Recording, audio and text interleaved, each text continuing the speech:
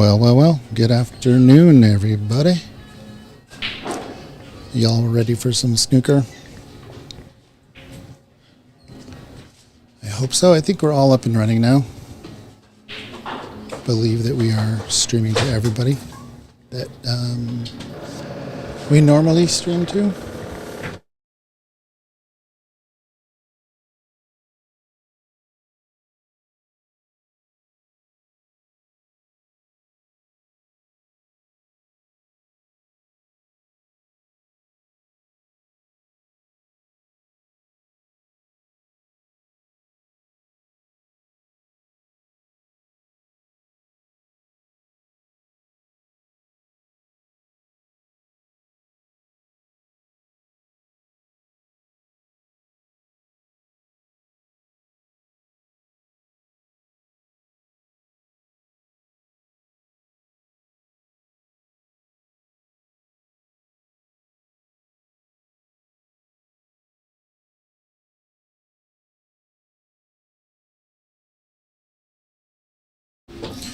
All right, everybody can hear me inhale, or maybe I have my microphone just a little bit too sensitive.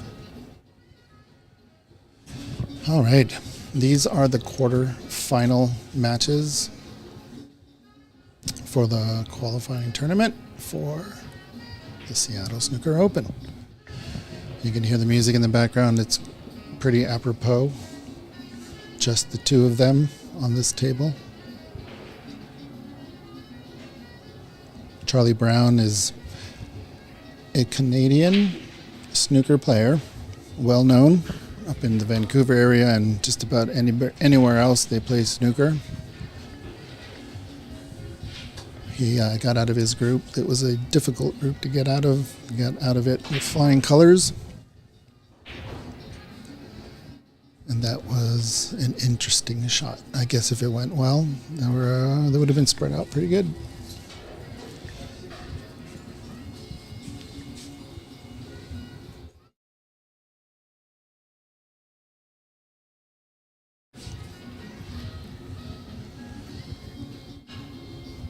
All right, so we have in the YouTube chat, Tyler. What's up, Tyler? I've seen you on this stream. What a shot. I'll get back to Tyler in just a second, but I'm not sure Javier understands what kind of shot he just did. A plant from one ball to the other is just really difficult in snooker. And then when you have 5 feet in between the two object balls, it's impressive. So he's like a cat, or I should say he's like a dog climbing trees. He just doesn't know what's not possible, which means anything's possible.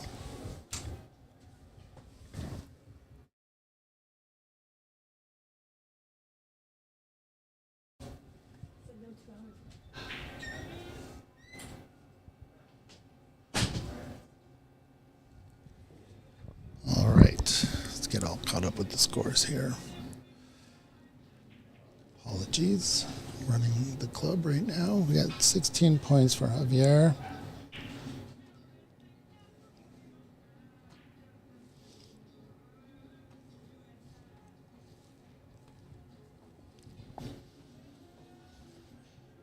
So that first break of 16 might make Charlie pause a little bit. I'm not sure what's going on here. Looking at a couple of different things, but Javier stepped out of the camera and is now back at the table. He's looking long down the table at a big cluster of reds. He's really staring. I'm trying to look at which one he might be staring at, the one to the left of the black ball. Possibly trying to figure out how to not run into the black ball if he goes for that pot. It should be clear if he uses top spin. So to me, it does not look like he's going after that red. Oh, it does. All right. Little chicken wing right there at the very end, just to make sure that he got enough side on it to not necessarily make the pot, but avoid the black ball so he can get the cue ball back up to bulk. That's a well thought out approach given his background of pool mainly. So it was a very nice snooker shot.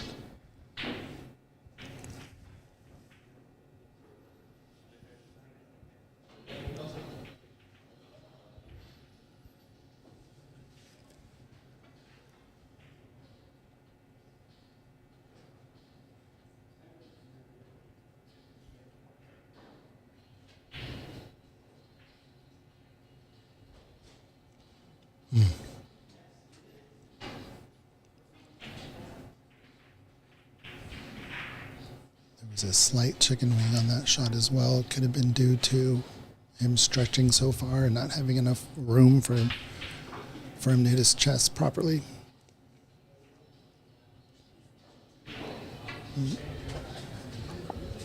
It's very brave of, we have two pool players, very brave of both of them coming into this tournament. Try to secure a spot in the Seattle Snooker Open. This is Clay Belvoir's first snooker tournament, and he made out of his group. And his buddy, I don't know if they're buddies, they seem like buddies, but his pool playing buddy is Javier in the same group, and they both made it out of their group. So two pool players representing themselves well here, and pretty soon we're going to have to stop calling them Q Sports. I'm sorry, pool players. We have to start calling them Q Sports players.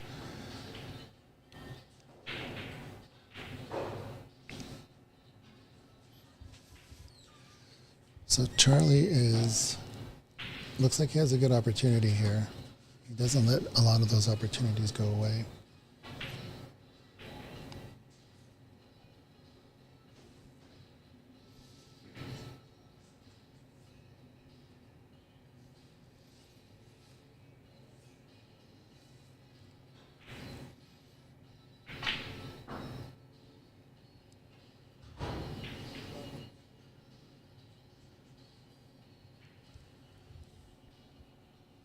With that green ball in between the red, sorry, in between the yellow and the brown, that's not a bad thing because he's on the wrong side of the blue. We'll test his cue power here. If he wants to go around the bulk area back down to the reds, or if he wants to just tap it in. Neither. Not sure what it is. That can't be a shot to nothing. I think he does see that sitter in the left corner.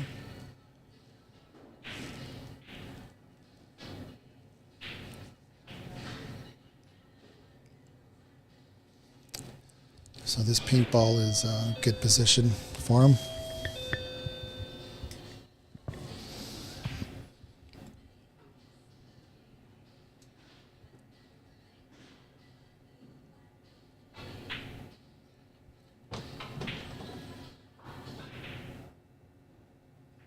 Not sure you can call that a commentator's curse because I never said that it was an easy shot. I just said that he left himself a good position. There are no easy shots in snooker.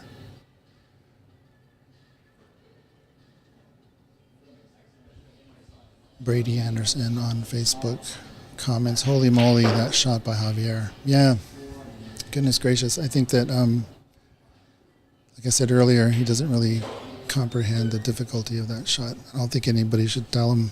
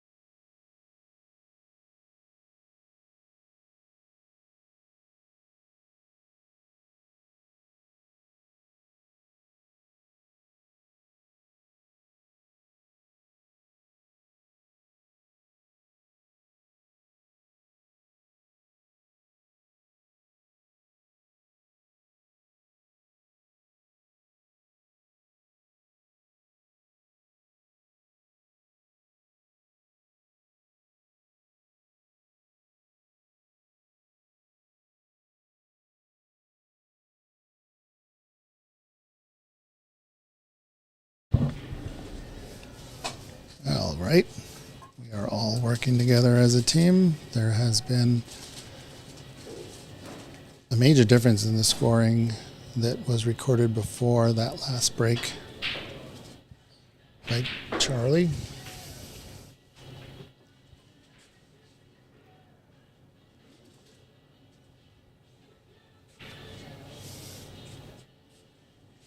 So Charlie Brown has 41.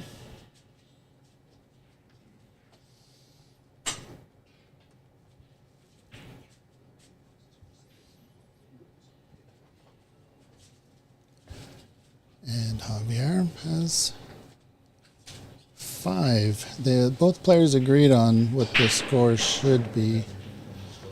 So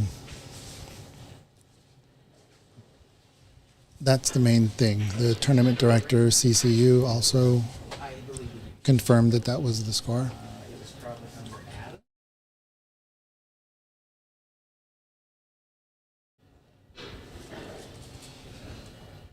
All right, so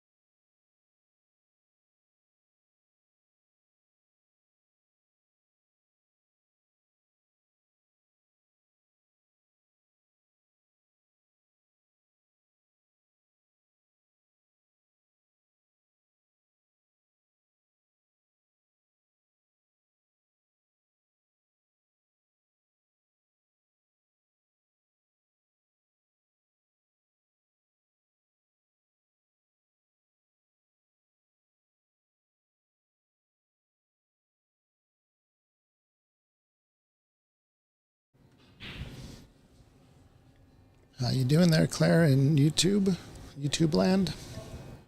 Claire is asking, this the first game? Yes, this is the first frame.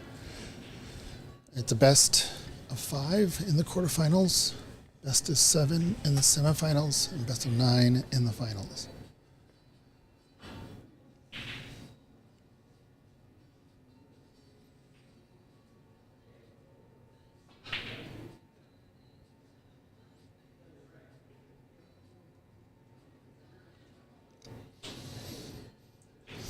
All right, scores are matching up still. A little gun shy from that little episode. Tyler is asking, just the one match tonight? It depends, really. It depends how fast this game goes. We have an intriguing match on table 2 that we can switch to after the frame is over and or after the match is finished. Right now on table Bex, we have Clay Belvor versus Dave Daly. And at this time it's 32-9. And the dot is on Clay.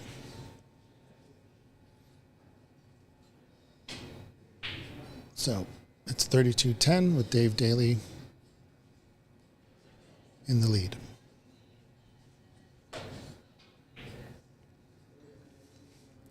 And then on table Alex, we have Varun versus Alex Newstead. So Varun Janeja versus Alex Newstead. Right now the score is 16-2 in the first frame.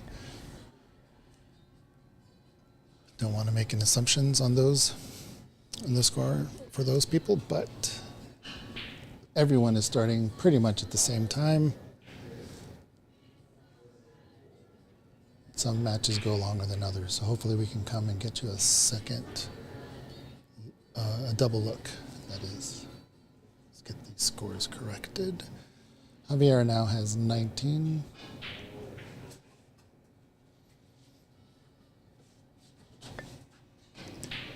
Nice technique there with the rest. Get the elbow out wide.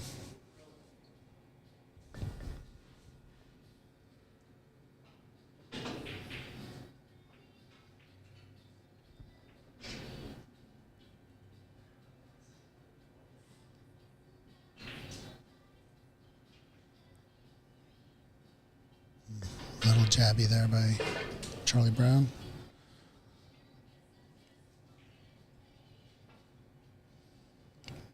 So I wonder if he's going to go for the bank with an element of safe.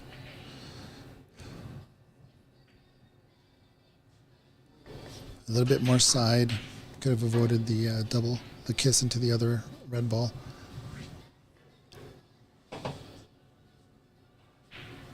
I think these pool players should bank as much as they can because it will throw off a true snooker player, especially if they're going in.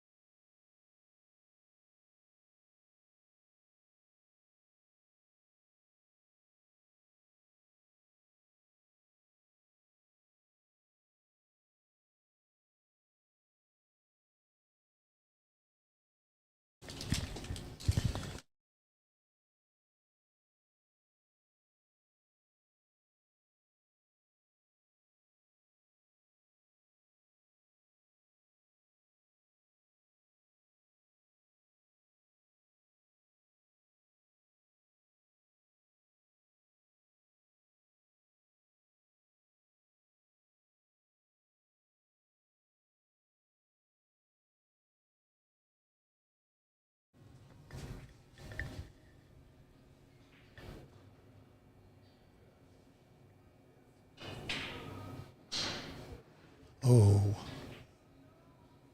went for the cut. What's up, Vinit from Vancouver?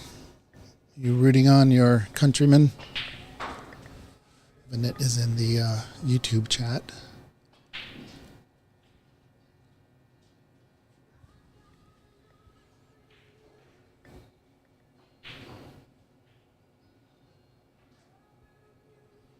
You going to come down here, Vinit, on March 18th for the Seattle Snooker Open?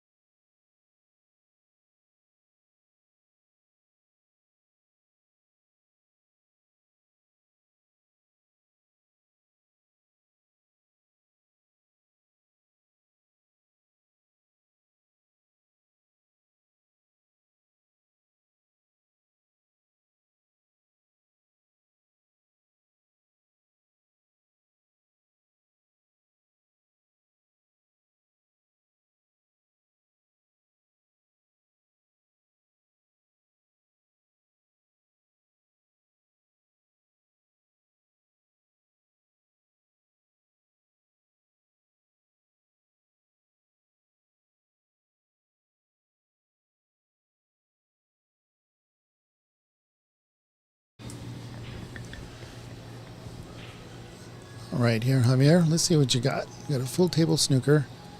Not the most difficult thing to get out of.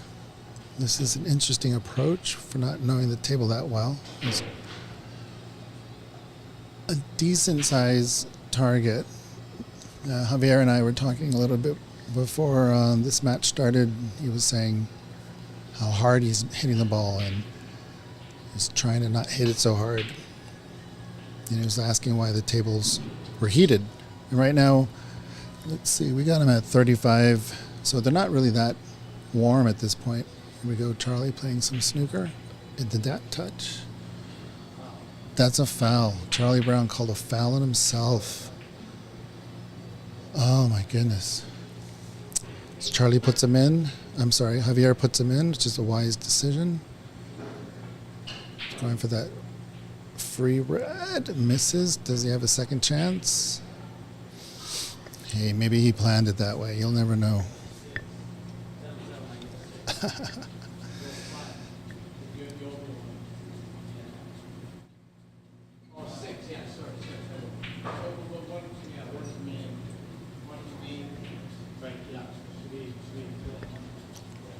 Javier and Charlie Brown are just working out the details on the scoring.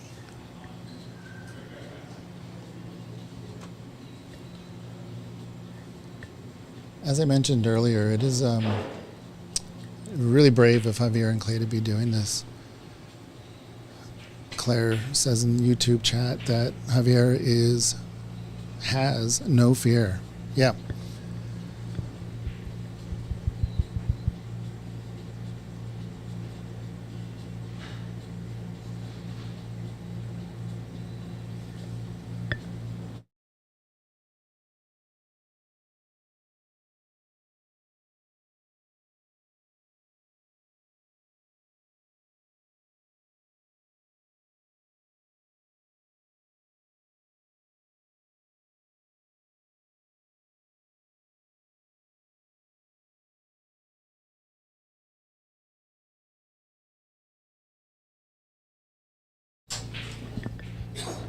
All right, Vinette answered the question.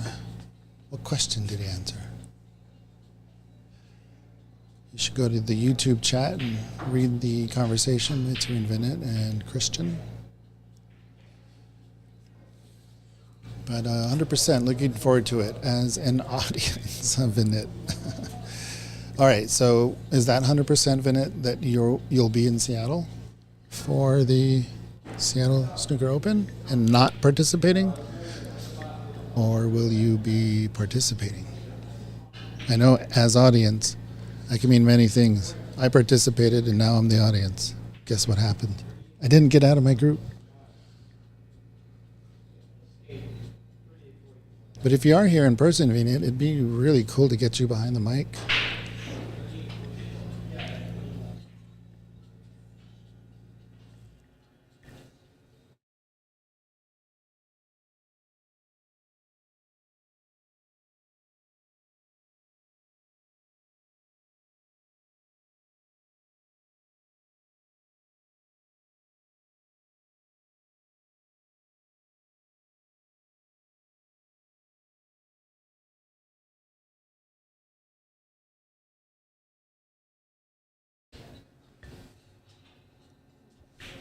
All right.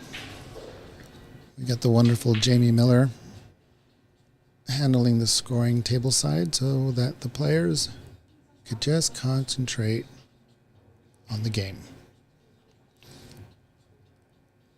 We want to make this experience very pleasant, especially for the pool players that are brave enough to come in and give it a shot. And so at the players meeting, we just made everyone aware that it's okay to ask a question, and it's okay for the opponent to answer the question about snooker or whatever. It's also okay for anybody, not just the players new to snooker, to ask a ref to come in and explain something to them. Oh, I thought that was going in. And so what we're trying to do is build a welcoming environment for people to ask questions, because that's how we learn. The other way how we learn is by posing questions to ourselves. As in, why the heck did I make that shot? That's how we learn, by our mistakes. So everybody in the room is very supportive and wants to see snooker grow. So there is a sense of newness and excitement in the room because of the two pool players.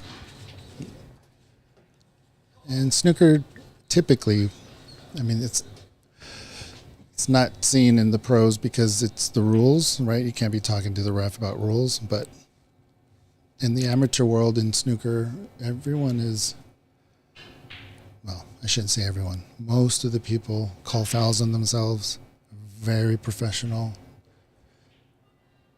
It's a hard enough game, and you don't need to cheat.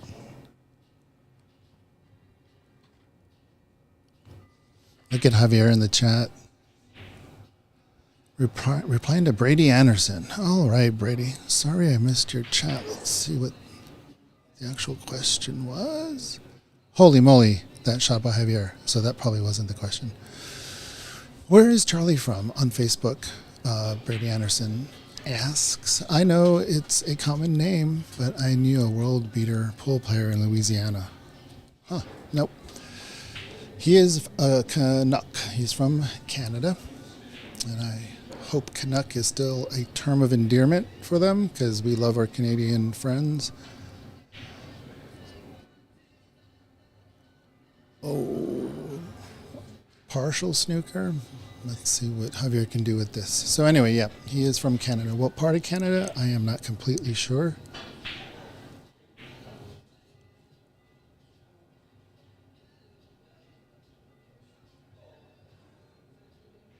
I think he could just miss it. I don't think the pot is on.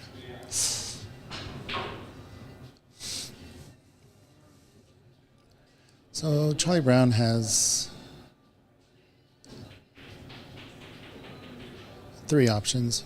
He could take it, he can have Javier take it, or he can put him back. And Charlie Brown has opted to put him back.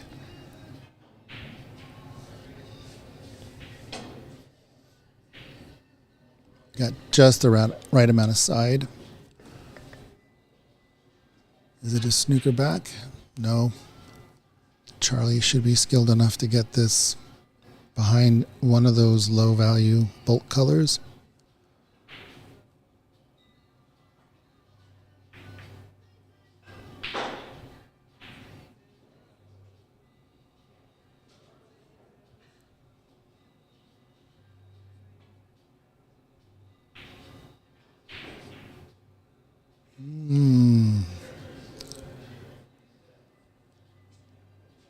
That would have been a lucky snooker, but I do believe it's on.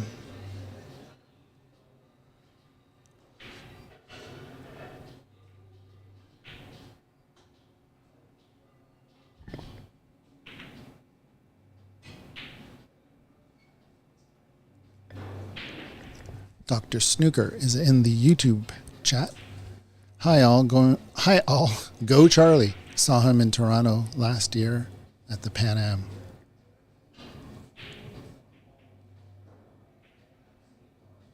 Yeah, I would have loved to have gone to the Pan Am. It looked like a lot of fun. Ahmed Ali won a tour card at that tournament. Nice pot there. Smooth. And so what that means for Americans is that we have a player on the main tour, the professional tour.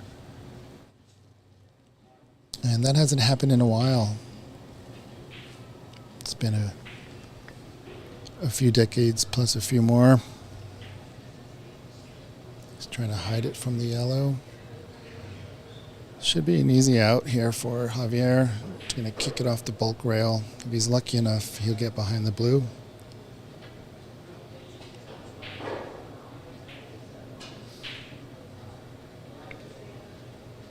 Just hit the wrong side of the yellow. Full in the face was what he was trying to do, but he just glanced off the yellow ball's right side from our perspective. These pockets are brutal. It's very smart for Charlie Brown to have a qualifying tournament here over at at Ox, because this is where the big show is going to be. And he's played around all over the country in Canada. I have to ask him if he's played in, how many places he's played in America. What a critical shot there, and a nice leave by Javier.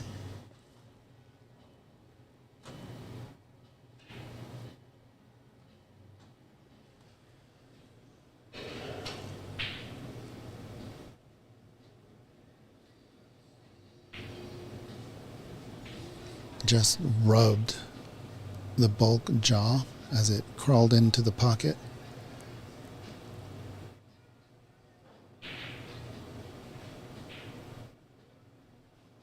Looks like he's hitting just above center.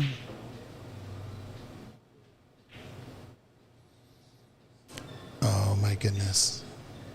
Oh my goodness, that is...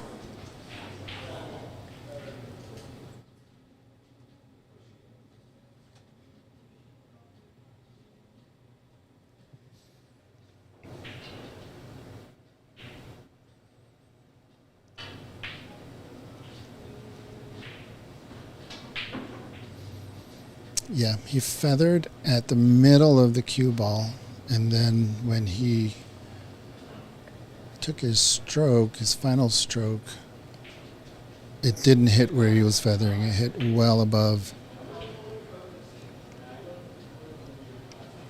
So his timing is off. His elbow or his forearm is not vertical when he's addressing the ball. I'm not exactly sure if it, I mean, that shot was definitely not because of the table. I don't know if it's nerves. I don't think this guy gets nervous. Does Charlie Brown get nervous? Maybe when he plays Javier.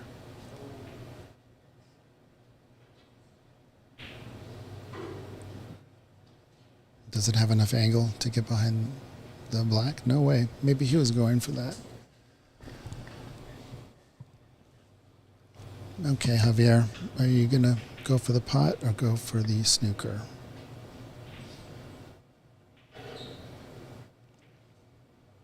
It was a good choice. A little pacey, which is hard to judge on a table you've played infrequently on. And then it's also hard to judge because, as Javier was saying earlier, that the tables were heated and he's been overhitting everything. So I think what he needs to do is needs to find that lower limit. Almost foul. Almost try to foul. Like, how slow can you actually hit the ball before you foul?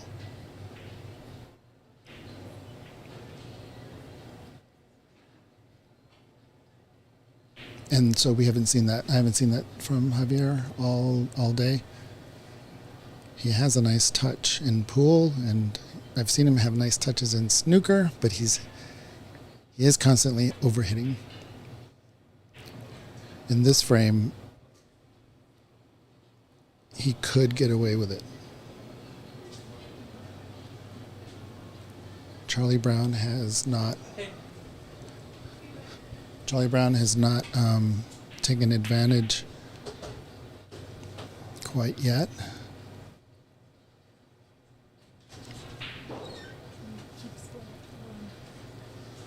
Where's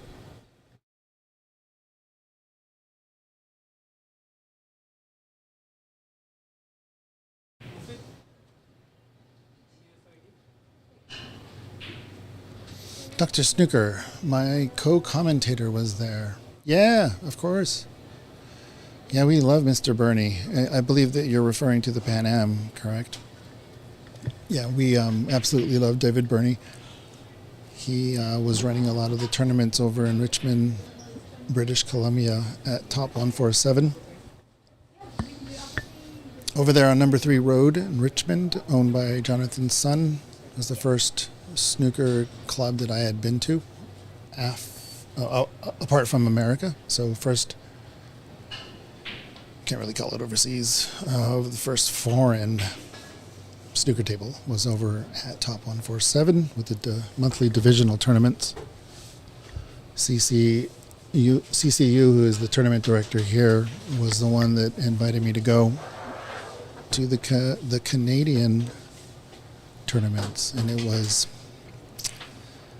mind-blowing, really, to see how many good Canadians there are. It's incredible. And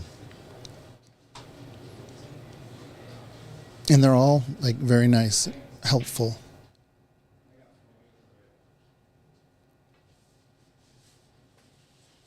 So that's where I met Charlie, over at Top 147.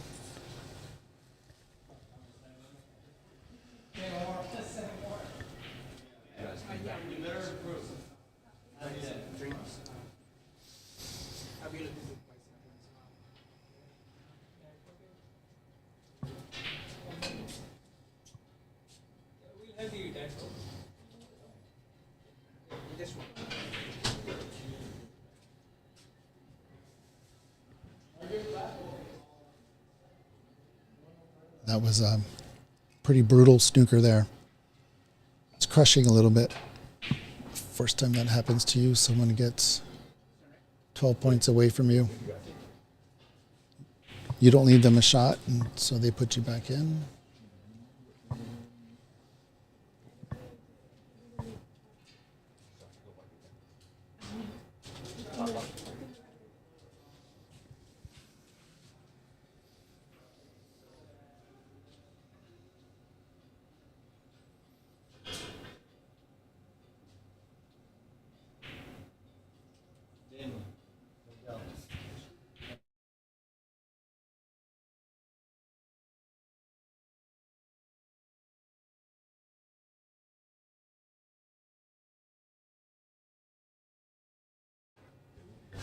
All right, here we go. Frame ball.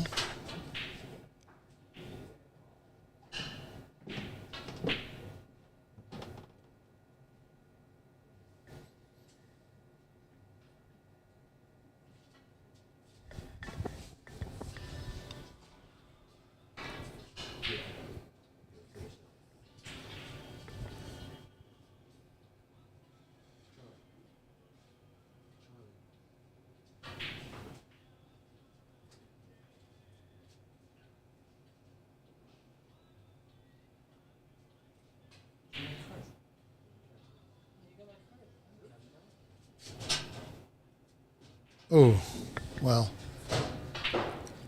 I got to tell you, Javier, every single shot he takes seriously. Maybe that rush shot, he rushed a little bit, but he's here to win. He's not here to just participate.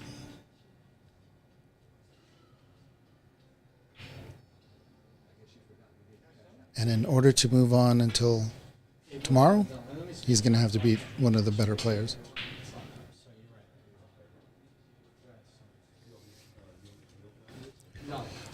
Dr. Snooker, who left the chalk on the table? That's a no-no. Yeah, in the rules, we consider that sharking. So it's the first time it's been in our rules, like tournament rules, because we want to introduce the idea to the pool world of not doing that. We are introducing this new rule, and we don't have the funds to make it have any teeth, so to say. So all we're going to do is remind people there's no penalty for it.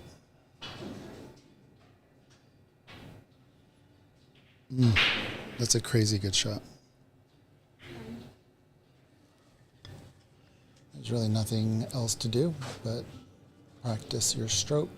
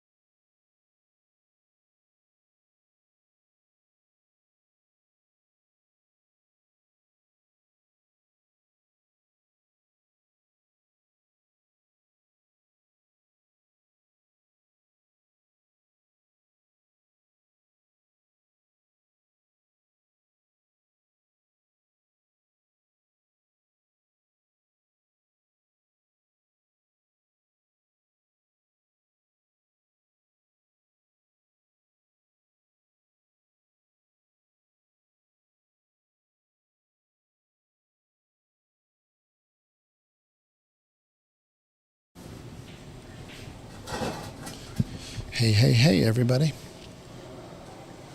All right, had to do my rounds on clarifying a few rules for everybody.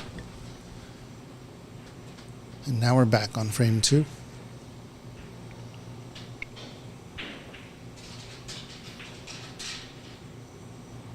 Cue ball, cue ball, cue ball. Good cue ball. Hello, hello. How you doing, David Burney? I will give you $1 if you can tell me where or what I'm referencing when I say hello, hello.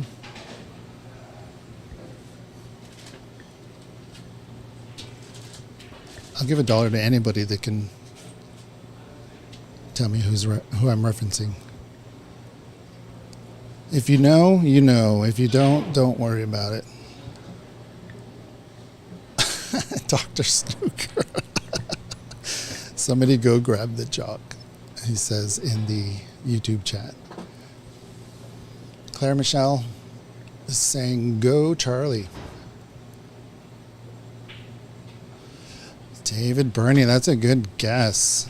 Hello, hello. I don't know why you always say goodbye. I say hello. Yeah, the Butthole Surfers is a good one, but I'll give you a hint. It does come from radio, but it's not music related. Yeah, it's very, I don't know if it's obscure. I would say that it's obscure, but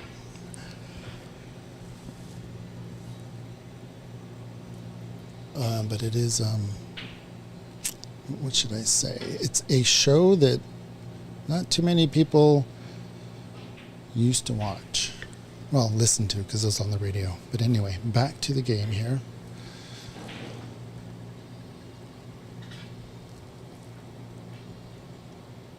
Stay tuned for the answer at the bottom of the hour. No, not really.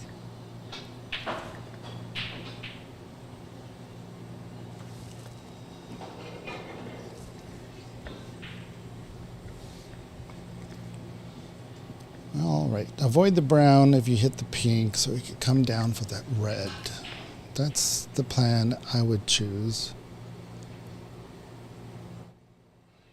But I'm behind the mic. So you avoided the brown. Is it too fast? Is the blue ball gonna ruin everything? Well, he still has a red ball next to the pink ball. Not right next to it, but to the right of it.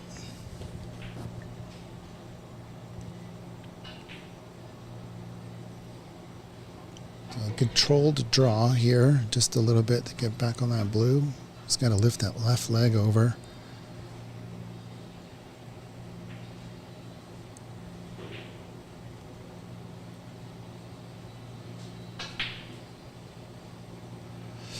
Tough shot. Leaning, one leg on the table, stretching out, long bridge, trying to pot in these tiny pockets with the correct amount of draw to get on the blue. Holy moly, that is a tough ask. I think a bridge. Whoa, is this pool? I think a rest would have been. Oh, the prescription. Nice little shot there to get this break going.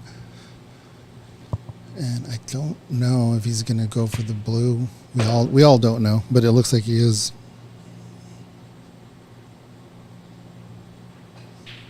Oh, get in. What a shot. Holy mackerel.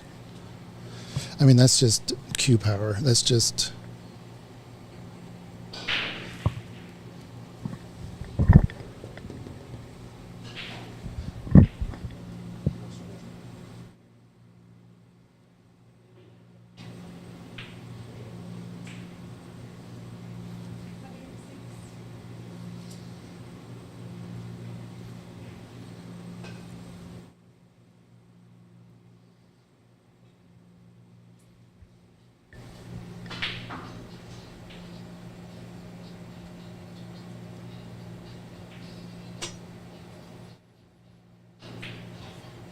All right, so I was doing a few things. If somebody can make a clip, if someone's on YouTube, Claire, Could you make a clip of that Javier blue ball shot? Holy mackerel. That was just... That's something that we should highlight for sure.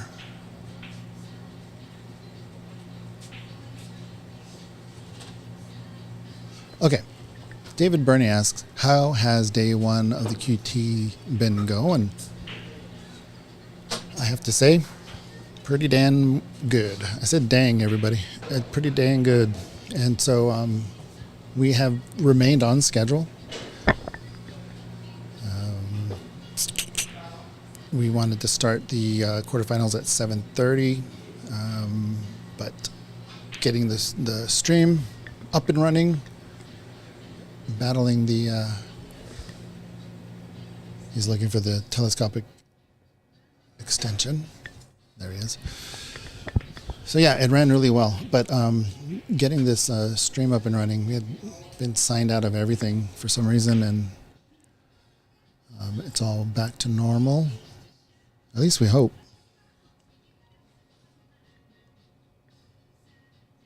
Some surprises. Oh no. Foul and a miss.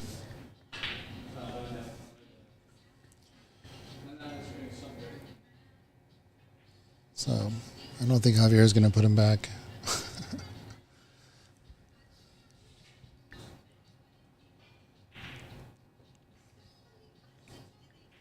What's he going to do here? He's going to pull out the redwoods.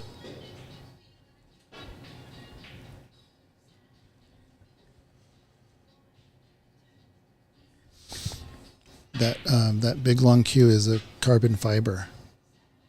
I'm joking.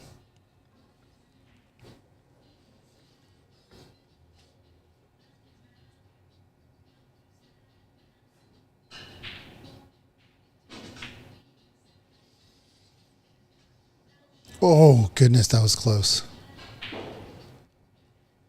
He just barely scraped the paint off that yellow ball.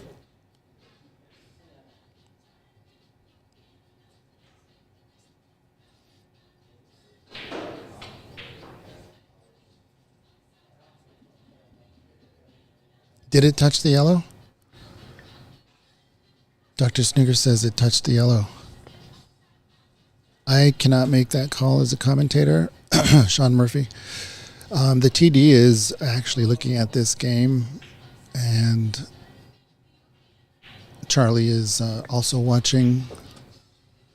I was watching on the screen, not in real life. So to me, it looked like it was close, but like I said, I was just glancing at that. It looked close. I'll take Dr. Snooker's word for it.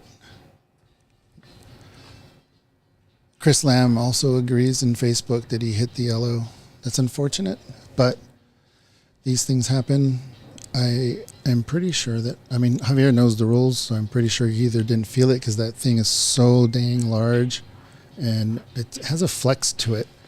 So it's not like a ash cue where if you touch any sort of ball, you know it immediately. There's just absolutely the energy just goes straight through to your hand. But got to give him the benefit of the doubt because it was a long, semi-flimsy cue.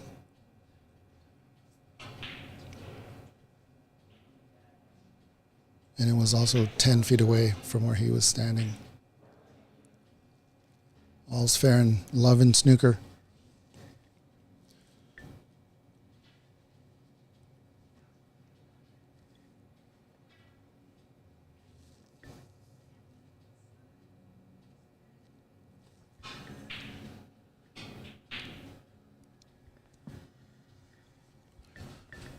Might be the first shot I've seen Javier rush.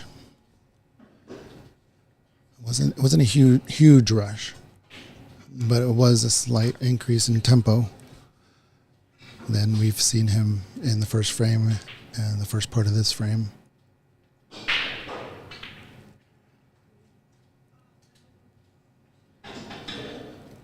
All right, so black ball should go on its spot after this. So he's got to get the cue ball down there in the middle of those four balls. You don't want to be below the four balls. You can be above him, but really you want to be right in the middle. Oh no, he was going for the red by the brown.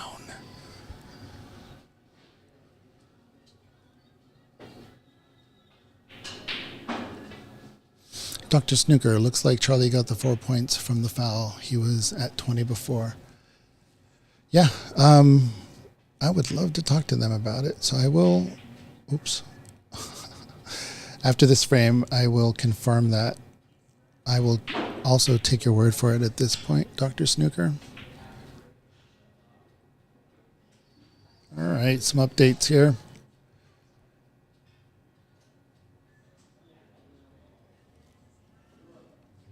Got frame one all across the board. It looks like Varun and Alex. The score is 40-1. I'll see here in just a minute who has 40. Dave Daly versus Clay Belvoir. One frame in the books, 7-0 at this point. Looks like Dave took that first frame.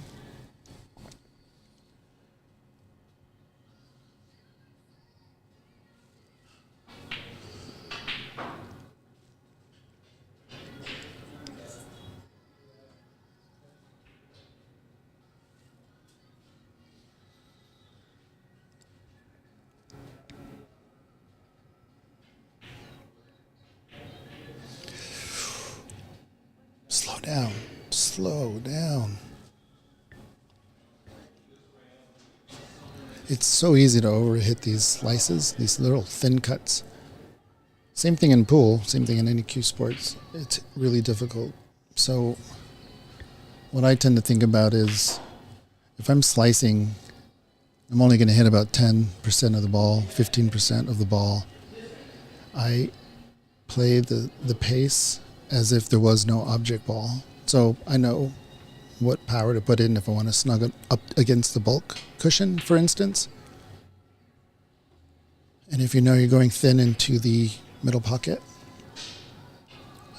just use the same sort of pace that you would if you want to just place the cue ball exactly where you want it without even hitting a red.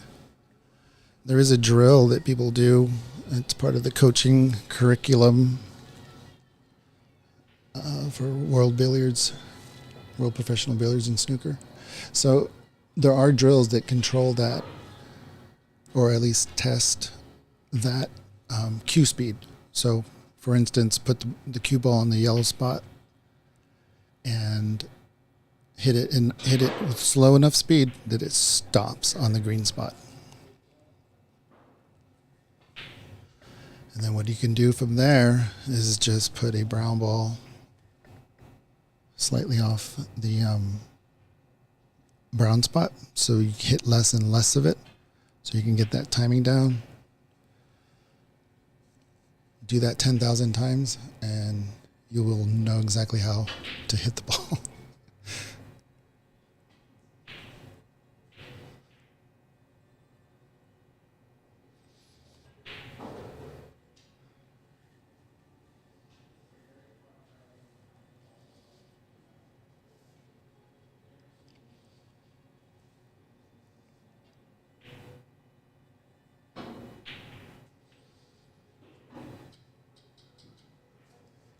David Burney, is it 4 attempts on fouls and a miss? Redwoods, I think I have a copyright. I created a fluker when I used the term redwoods, so I do apologize.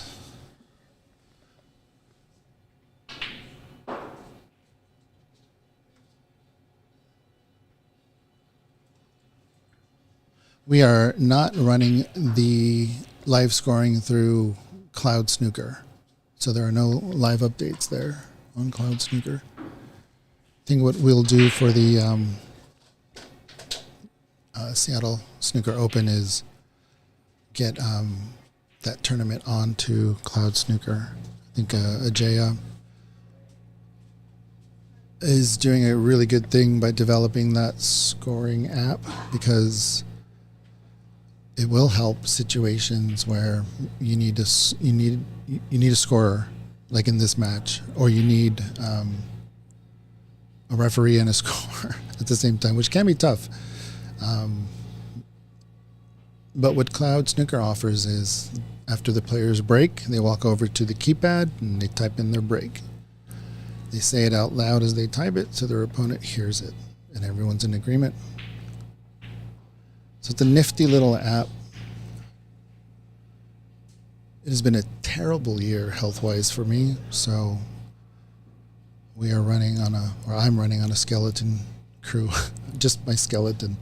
And so putting this on Cloud Snooker just was never really in the books. We were doing like critical systems only since December. It's been pretty bad, but we will be ready for the Seattle Snooker Open. Get it on Cloud Snooker. But we do have live brackets on Challenge, but all day Challenge has been crashing.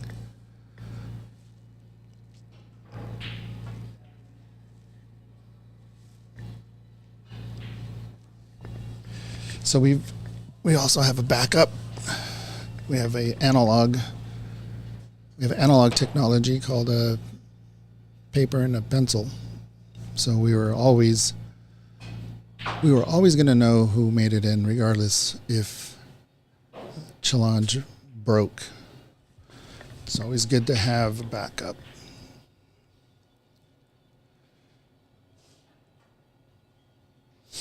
David Burney in the Facebook chat is asking another question about the foul in a miss roll. Oops. Oh, can I get a ringer? Oh, okay.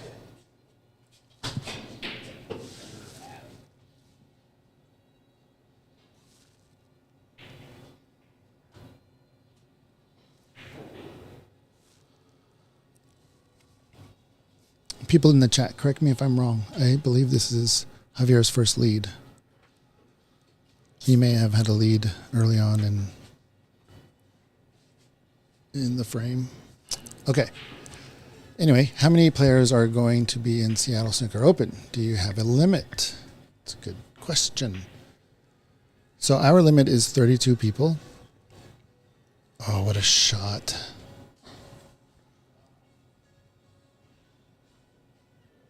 How the heck is he going to get out of this? Okay. Well, actually, it might be a one cushion escape. I don't think the green or the blue ball is in the way for that red on the left.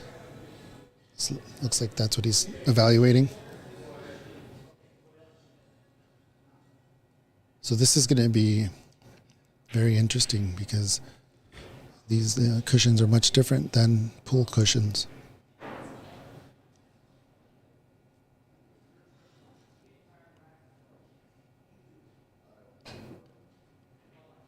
Got it on the... No, come on. Oh, yeah. He got it.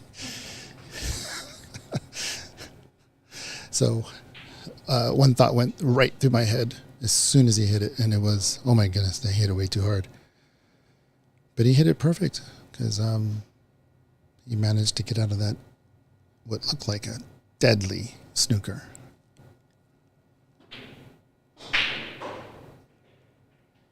Uh-oh. All right, so leave those two. Man, with the right by the middle pocket. I don't think any of them go into the middle pocket. So I would not touch those, Javier. Leave those alone.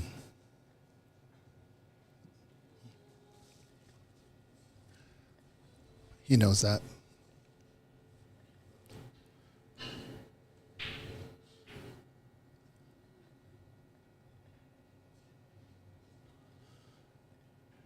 Okay, limit for the Seattle Snooker Open. No, go to oxbilliards.com, visit our store, and pay your entry to get into the Seattle Snooker Open. So these qualifiers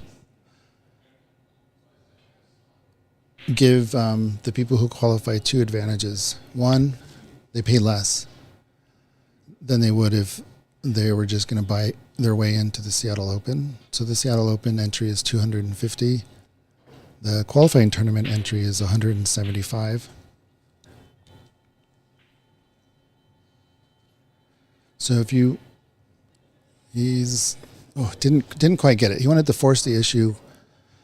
Charlie wanted to force the issue by putting a snooker on that loose red ball. Don't fall for it, Javier, unless it goes. So he's trying to cheat this pocket. Or he's trying to make me rub. Yes, he rubbed it. Oh my goodness. That is a pool player shot right there. That is not a shot you see a lot in snooker. So that is a solid shot. He's just got to concentrate, slow down just a bit. Seems a little wobbly. Oh.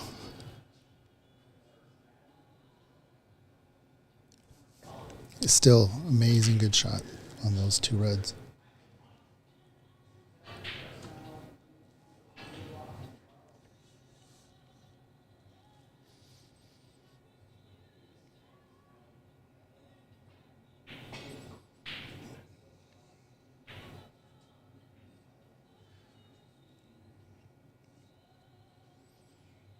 Nearly paid Charlie back for that snooker.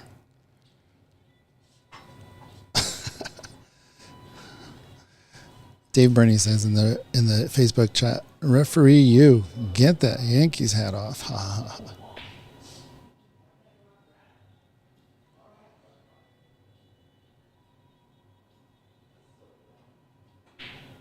All right, so the blue ball blocked the potting angle. You can hit that red, but it's not on. So is he going to go behind the brown here? Slow down, white ball. All right, I'll take $1 on this shot. I'm pretty sure that he will make it. It's a tough shot.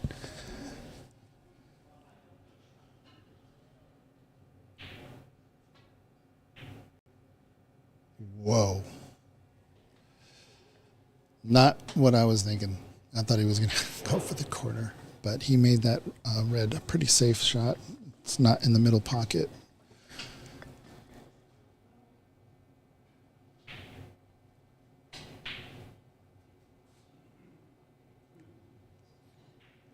Going for the plant. Sorry, the double.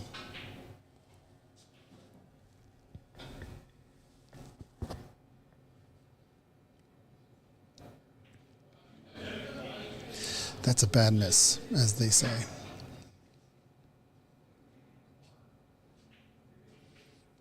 You gotta. Oh my goodness. He was so close to touching that black ball with his waistcoat. And just gotta tell everybody, I have the perfect vantage point. He did not touch the black ball with his waistcoat. What a pot. Nice little rub there. And he's got the middle pocket. This could do some damage here.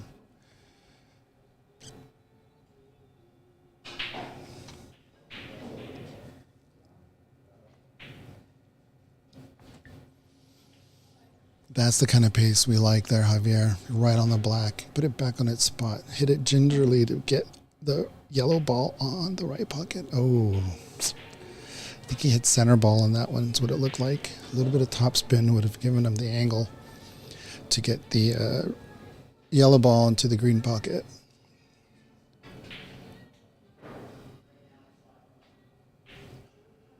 Still, he made Charlie Brown pay for that.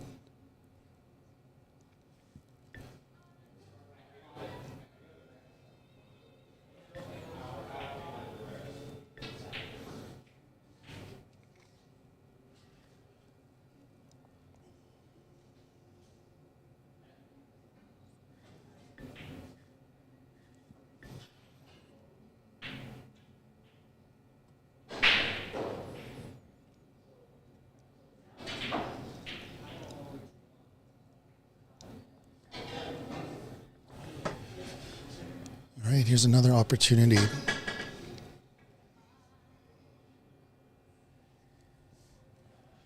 There's always a friendly conversation going around in this room about snooker and pool and all that.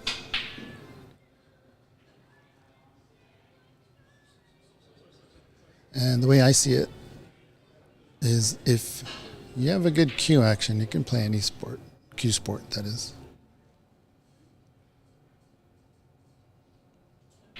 But Javier there with that green ball, as a pool player, knows how to deal with pressure on that shot you need to win the frame or the rack.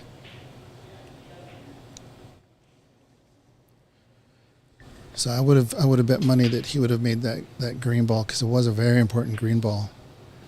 And he missed just barely. He overhit it, I believe. But I think that the pool players might be just a little bit more equipped for that one pressure shot.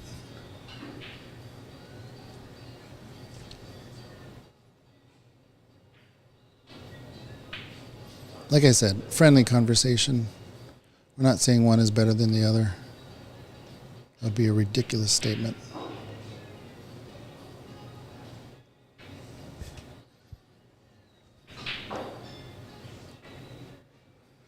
Yep.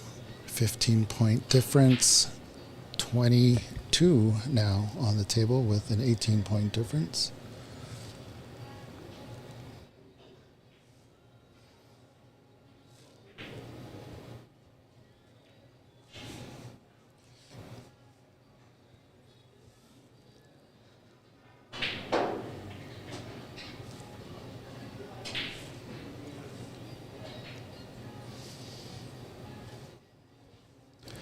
So in the knockout rounds, there are no rules on when you can concede. In the round robin, there are.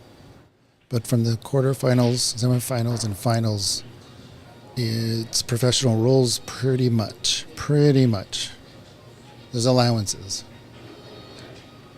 Right now we got 18 on. We're 22 behind. So it's reasonable that Charlie keeps playing. And did he get him? That is so talented in knowing exactly how the table's going to roll, to get behind a black ball that is in reality is pretty much in the middle of the table. How far away it is from that cushion. If it was half the distance to that cushion, it'd be a good snooker but less impressive than this one that he played.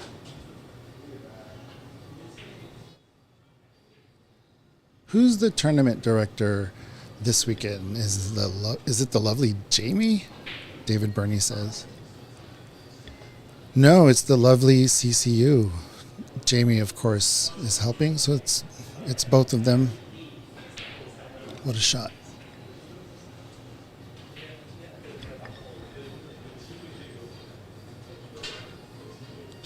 Yeah, CC is a good person.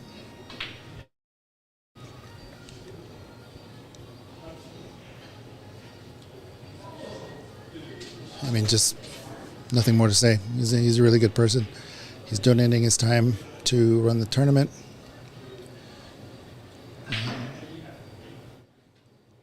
We both have similar goals in terms of what we want to do with snooker in this country. And in our book, collaboration is better than competition. So what does that mean? We're looking at a competition right now. Competition is always good. It tests your mettle, but that's not the competition I'm talking about. Charlie. Charlie. Misses the blue ball completely. But there is no foul, so maybe he didn't. Is this that same situation?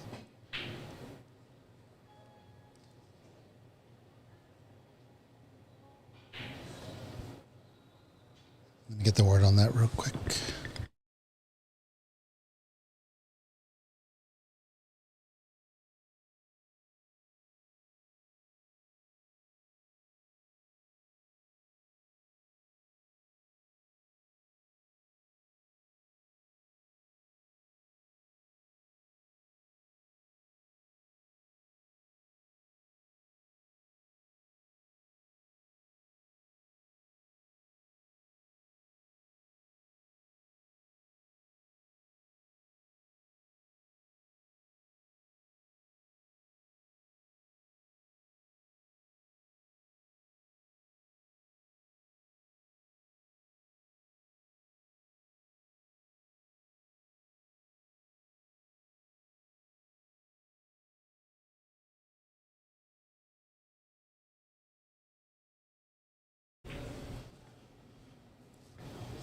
Hello, hello.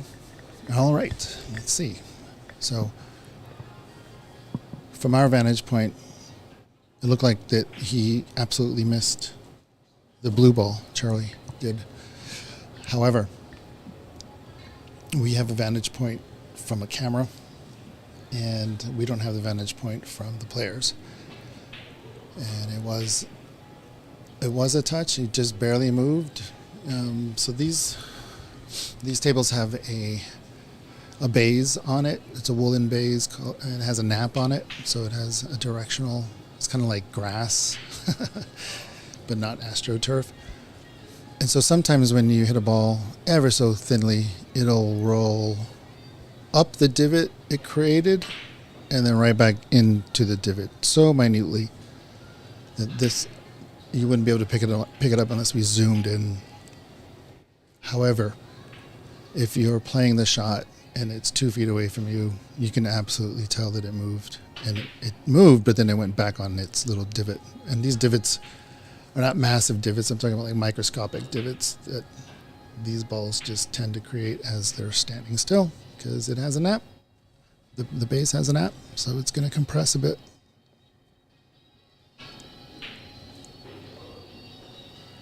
And Javier was in the line of sight. He didn't correct or question. So we're good.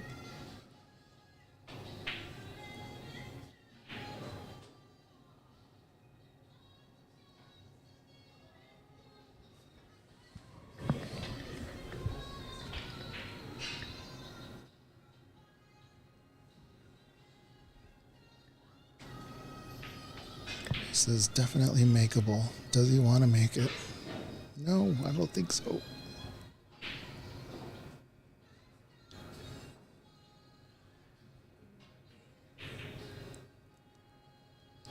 Did he block it? A little swerve here will do, really. I can't tell if he was going for the shot. That would have been very strange. Maybe if he made the ball, he'd snuggle up to the black ball. Nice. Use your skills, Mr. Javier. Oh, that is not a good look for Charlie. Javier was shooting. He was in the act of shooting, in fact. It was his break, and these high breaks matter. So, yeah, that can't be done.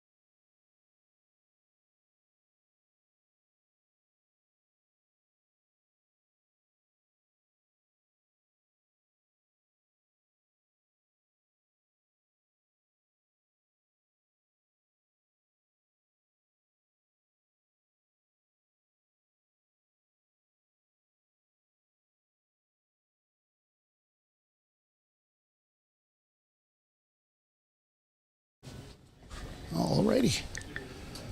Let's do some housekeeping here and clear these scores.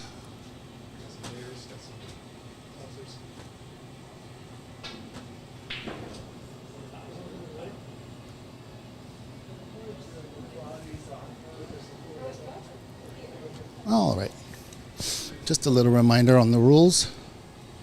If you're at the table, you can concede. That's the rule.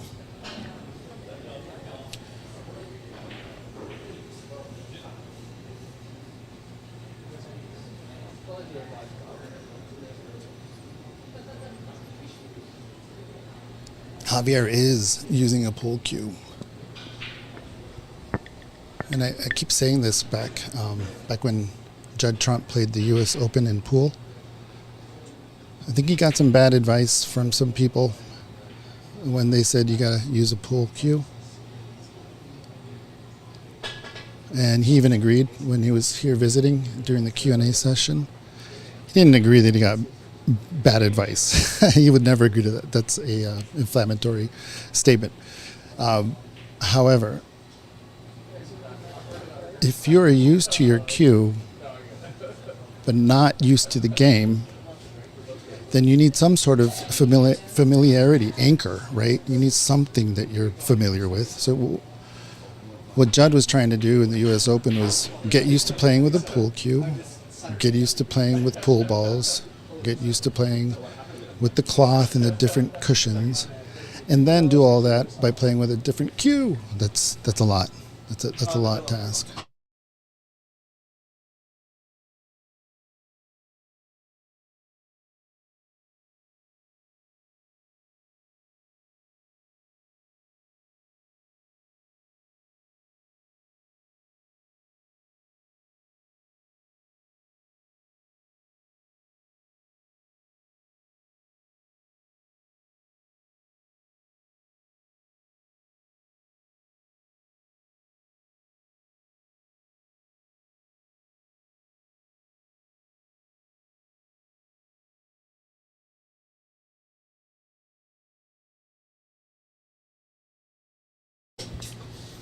All right, looks like the pink ball is the last color ball standing on that half of the table.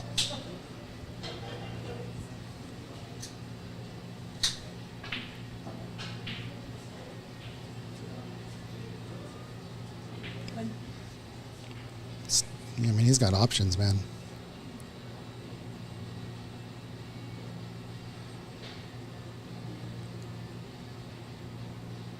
So he should, if he's going for either the blue or the yellow, should be calling it.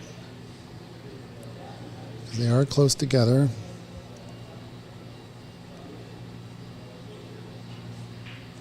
Same thing with the black and the green.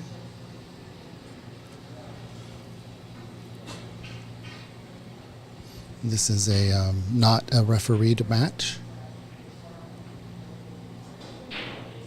And I don't believe in refereeing from the commentary booth because I do not have the vantage point that a referee does.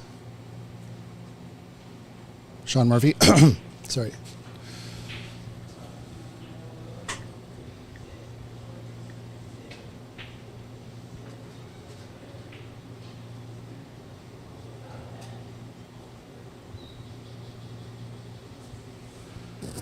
David Burney asks, $1 million question, who wins any snooker match? Lee Marvin? Wow. Good shot there, Charlie.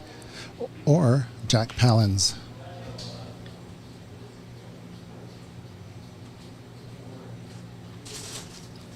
I know who Jack Palance is. I don't know who the other guy is. So I will need to do some Googling. What the heck is going on here?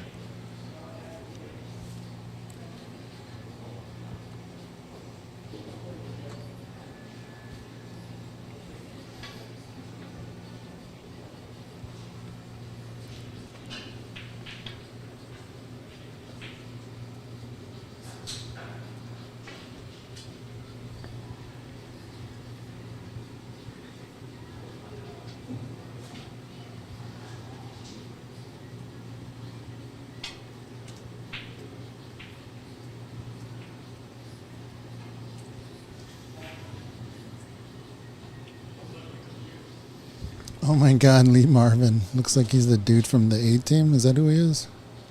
Who is this guy?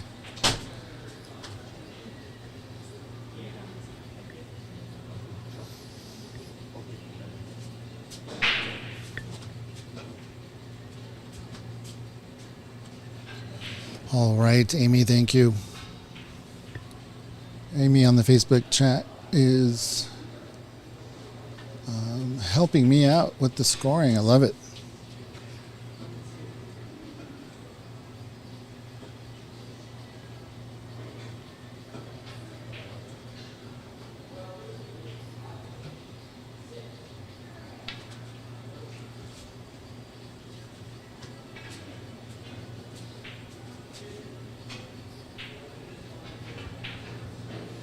Watch out, white ball. Don't go in there.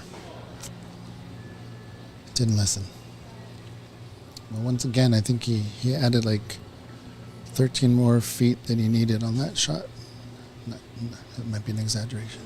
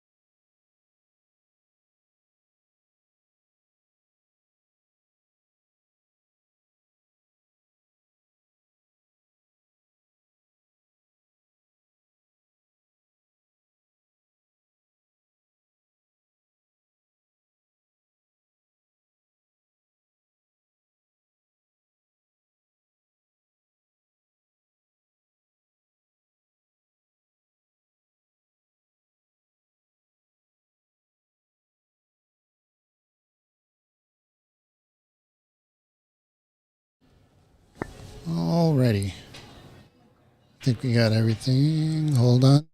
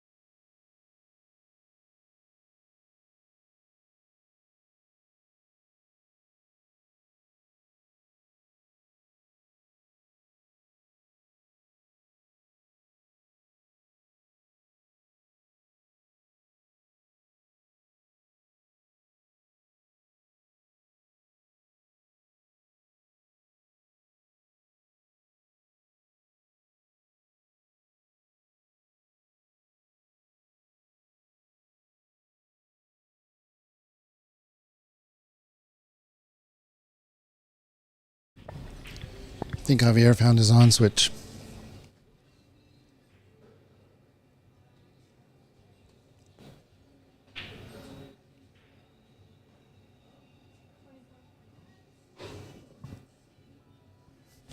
Just go over there. Yeah.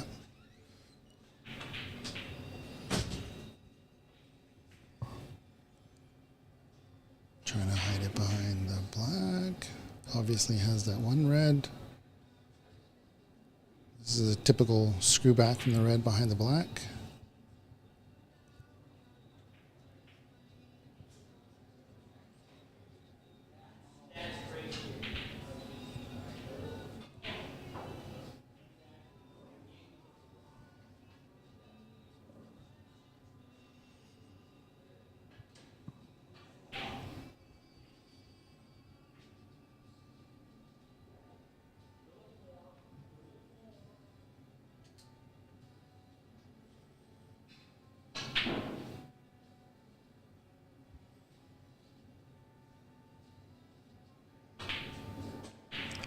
Nothing too obvious here, but I would tell Javier to keep potting. I mean, holy moly!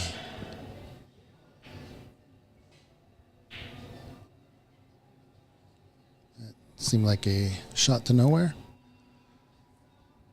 Nice block on that loose red on the left pocket, left middle pocket. He's going to force Charlie into a long shot or into a safety.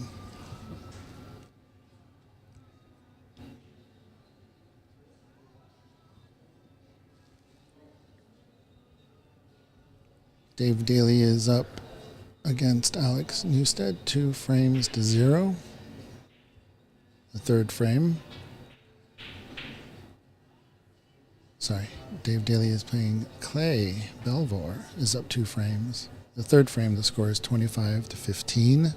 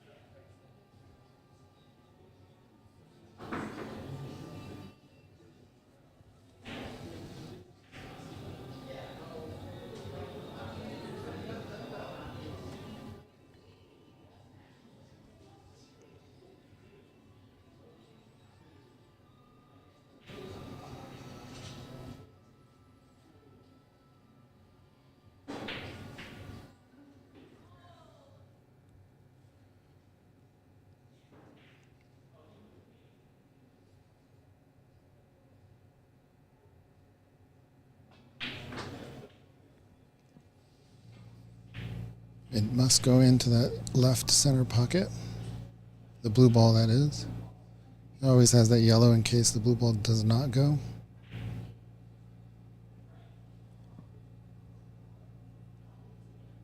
Just gonna line up this red here. Ooh, which red though? Nice. All right. How good is Charlie here? He's not played his best in this match, and that could be Javier. Javier's just not letting him. Nice little stop. Slight draw for the pink. And he's on the wrong side of the pink, so he's going to have to stop it again. And at the very least, roll past the pink spot. Let's see what he does here. Might come off the top cushion. No, just paused it. It's not a bad leave, of course.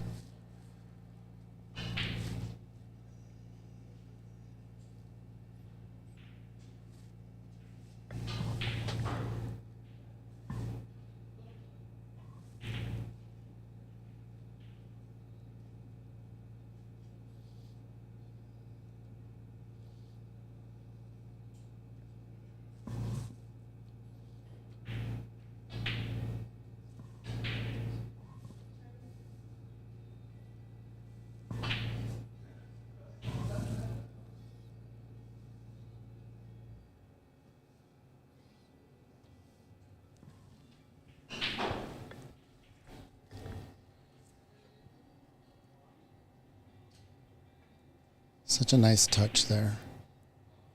He's getting the hang of this table here.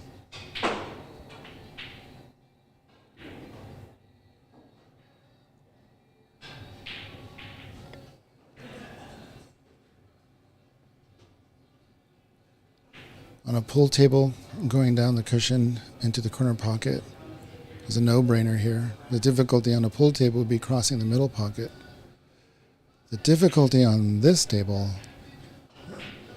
is that it's a long way to go, and those pockets are tiny and rounded. So if you can get this ball behind the brown, it's a possibility. Maybe the yellow. He is playing safe. Unless he's doing the cross bank. What a shot.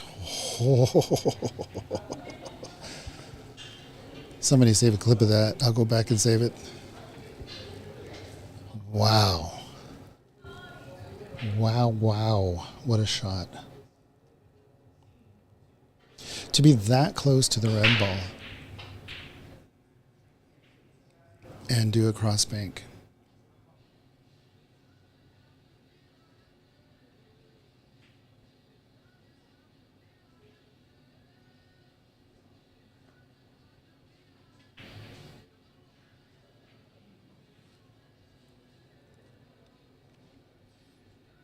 Again, really good pace on that green ball.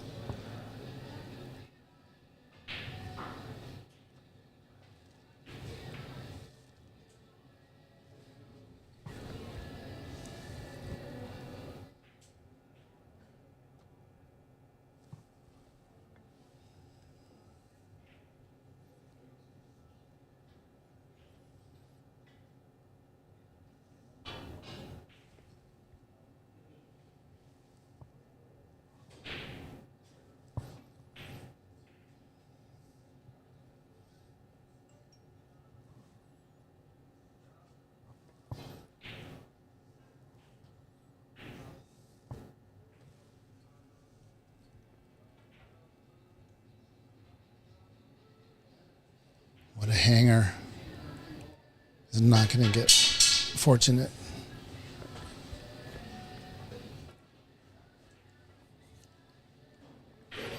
I'll say it again, there are no easy shots in snooker.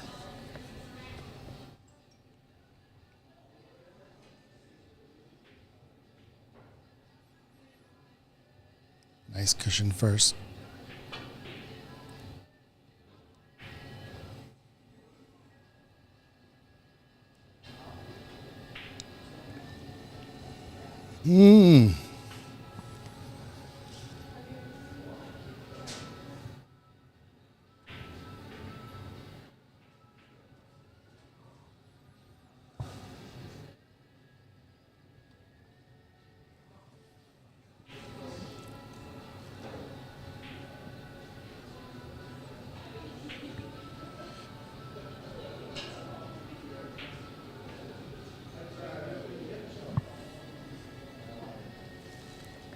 Charlie was very unlucky on that dreaded double kiss.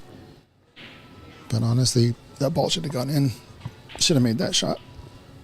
I think he'll tell you the same thing.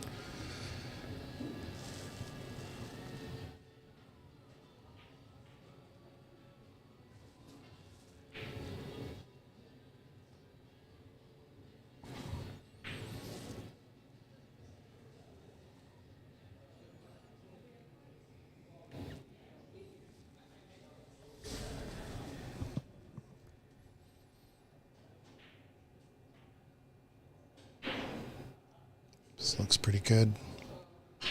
Oh, I went too far. Went too far. The pot is on. Here we go.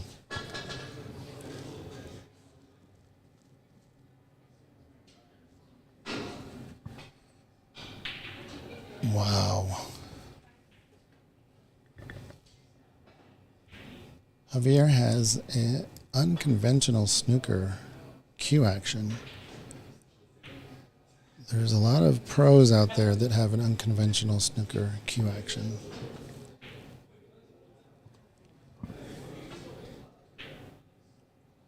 But yeah, I wouldn't change a thing for Javier. As far as his cue action, it's just tremendous.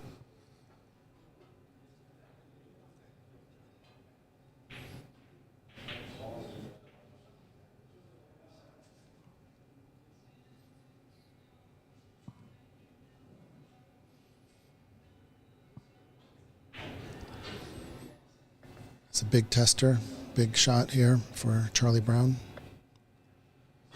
This frame was never really in his grasp. We're watching him lose chances with each ball Javier pots. I'm not sure what that was.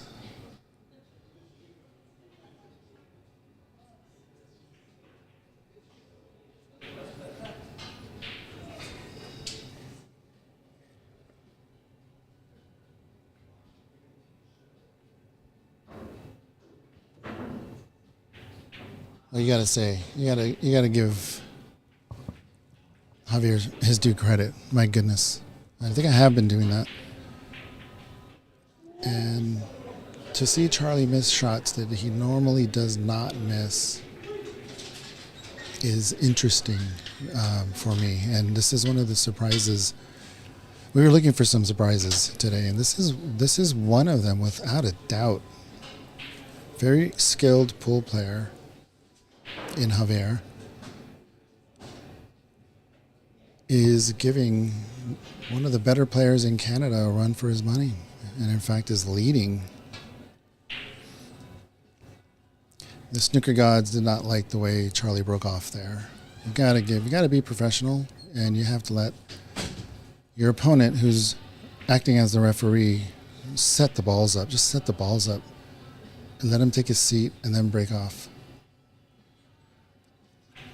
But the snooker god said, nope, don't do that.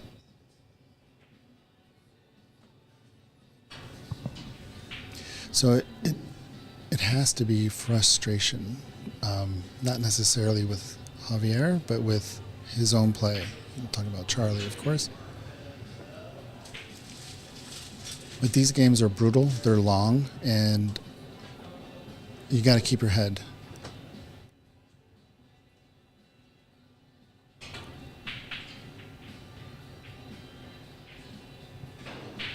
All right, Javier finally left an opening if Charlie decides to go for it. It looks like he is. The left red in the pocket. It's a tough shot. That was a, goodness gracious, was that a plant? Am I seeing double?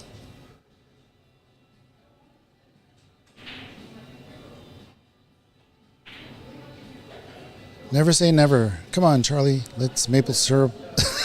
Maple syrupize our friends in America. Yeah, no, please don't get me wrong. I never used the word never. Yeah, I didn't say he was never going to win this. But you have to give Javier credit here. He's one game away from knocking out one of the favorites to win not only this qualifier, but the actual Seattle Snooker Open You have to say that Charlie Brown is a favorite for the Seattle Snooker Open. Now the question remains, will he win a spot? And will he be one of the seeded players?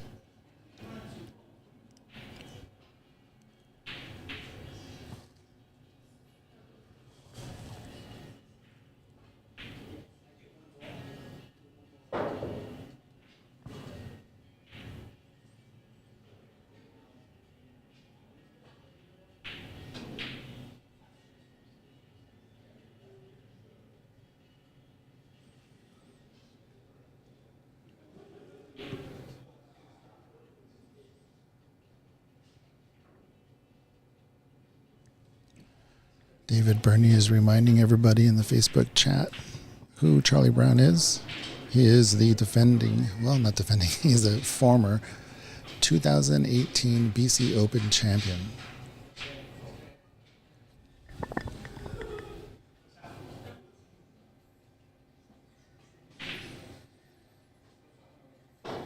Oh, what a great shot.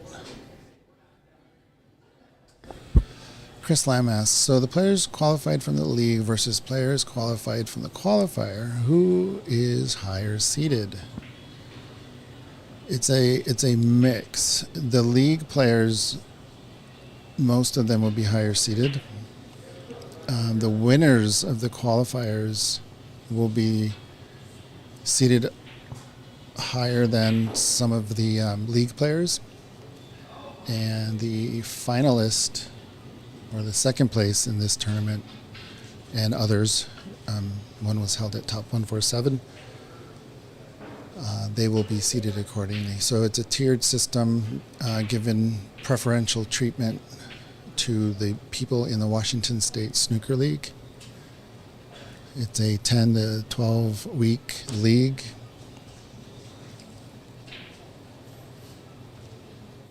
And the league helps us grow snooker. The league is between Ox Billiards and Empire. So we've collaborated on that, and we want to give the people who've helped us, oh goodness gracious, people who've helped us build the league. And so we will be seating the league players, some of them a little bit higher than the people who qualify.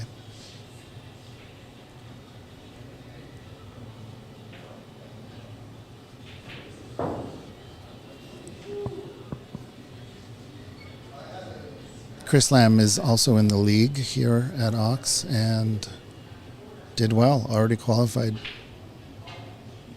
There were some players in this tournament that have already qualified as well. So they wanted to get some tournament practice in and maybe a little cash, but they will not get a second paid entry. They'll just get skipped over, and the paid entry will go to the next person. And let me look around the room.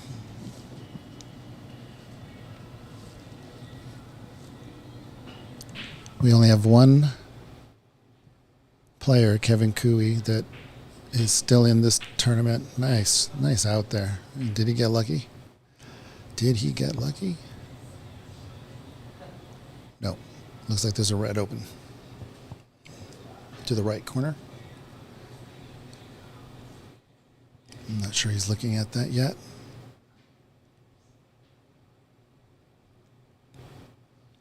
Sometimes sometimes when I'm not playing well and I can't understand it and I get frustrated, I tend to narrow my focus. Let me repeat that. I tend to put blinders on so I don't see the entire table. But he finally saw that red. Let's see if we can do something about it. Get in. Easy there, Charlie. Still a lot of points on the table. Don't lose your cool yet.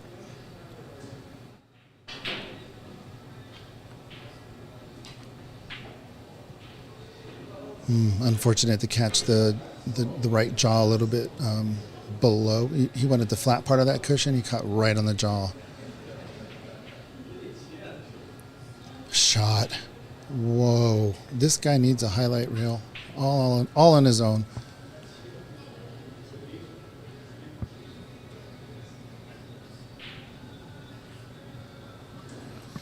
You know, when you're using a bridge to go for that red that Charlie did and miss, and then you see Javier get out of position and recover with that crazy slice on the black ball, it's not a good feeling for Charlie. Yeah, fearless shot, Ray. Hey, Ray, what's up, man? How you doing? Are you in the chat, my friend?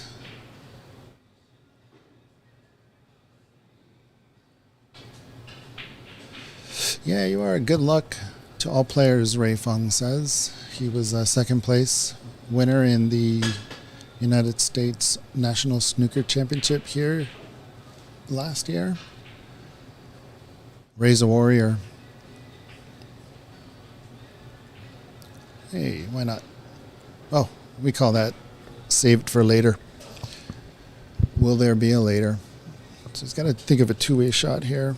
Protect that red ball in the cup while trying to make the black ball.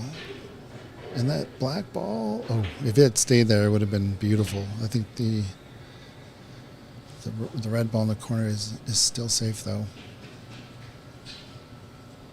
Got to play safe here. I don't really see a shot unless you go for some wild combo.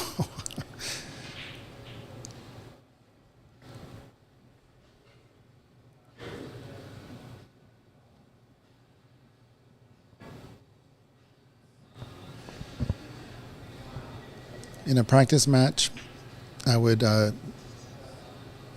glance off that red, the second red to the left of the pink, into the red ball on the jaws of the corner pocket. I think he's looking at it.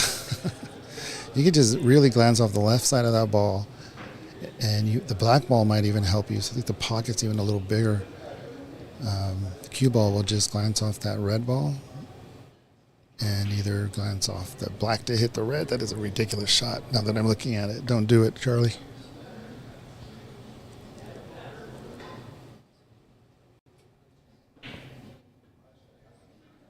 Yeah, it is. It is tough when just nothing looks good.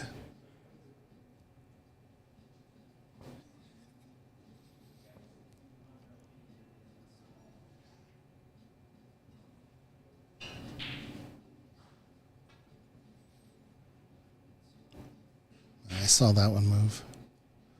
It's too hard because it was so thin. And here's a plant for Javier. This is almost a guilt-free plant here. We saw him do a plant earlier in the first frame that was twice the distance between the balls that these two are in that left corner. It's not going for it. Oh my goodness, he went for the other one. What a smart play. So he went for that other one so he can get the cue ball up. So it's a smart play. There's no need to go crazy. I still would have liked to see that long pant just like that. Whew. So I think that, like I said earlier, that was a guilt-free plant. I mean, it was just almost going to go in.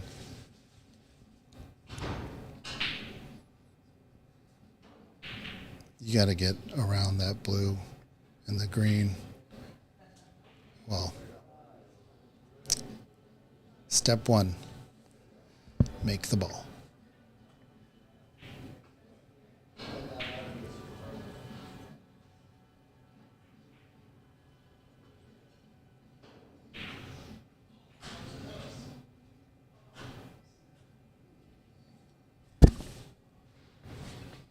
Dave Daly has finished. Nice shot. Oh, what a touch shot. I could see him getting used to this table with every shot. It's amazing. Look at this. Keep going, Javier. So, sorry, Dave Daly and Clay Belvoir's match is over. We had the pool player versus the snooker player. The predominantly pool player in Clay and the predominantly snooker player in Dave. You guys want to know who won? What a shot. Great shot. So, Dave Daly won the match. I believe that Clay represented the pool players and himself very well, very professional, very friendly and supportive. We loved having him here. Hopefully he'll try it again.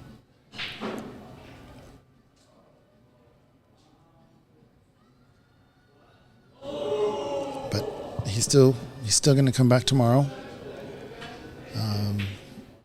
Even though he's out of the qualifier, out of the quarterfinals, we still need to decide, or it needs to be decided, who is going to win first through eighth.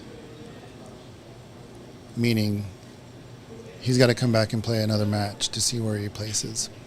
There's a cash reward for finishing higher than, the top 5 or the top 4. So if you finish in the top 1, you get a paid entry plus $350. And then if you get into the last spot, you win a paid entry with no bucks.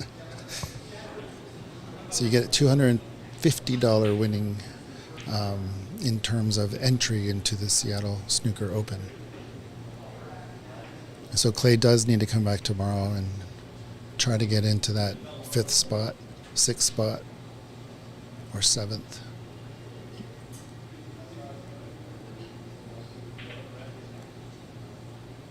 We'll start the matches tomorrow at 11.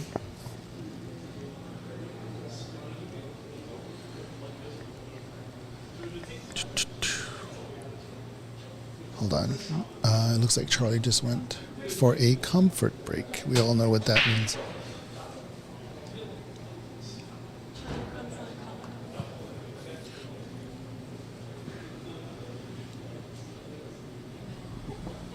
So that table to the right is where Dave and Clay were playing. That was the one. That was the match that we were gonna go to after Javier's match. But those two back tables, we can get a camera on those. You can actually see the action. So if in fact Javier wins this frame and goes on to the next round, we will set a camera on one of those two back tables.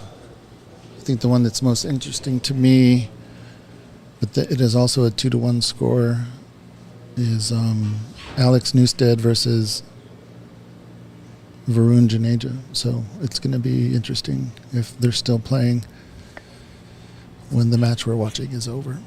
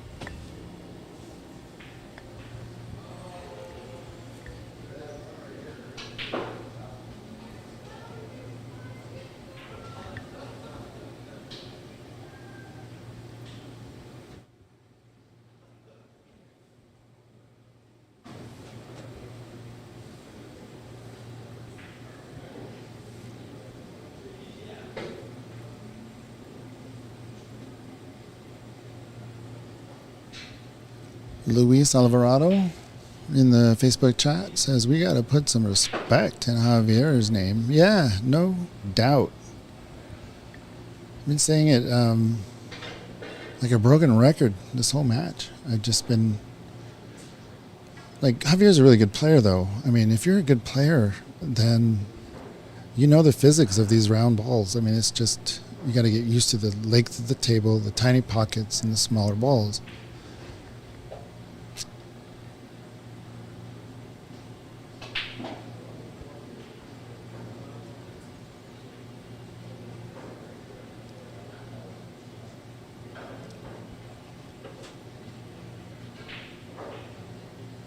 Thank you, David Burney, for saying it's a beautiful room.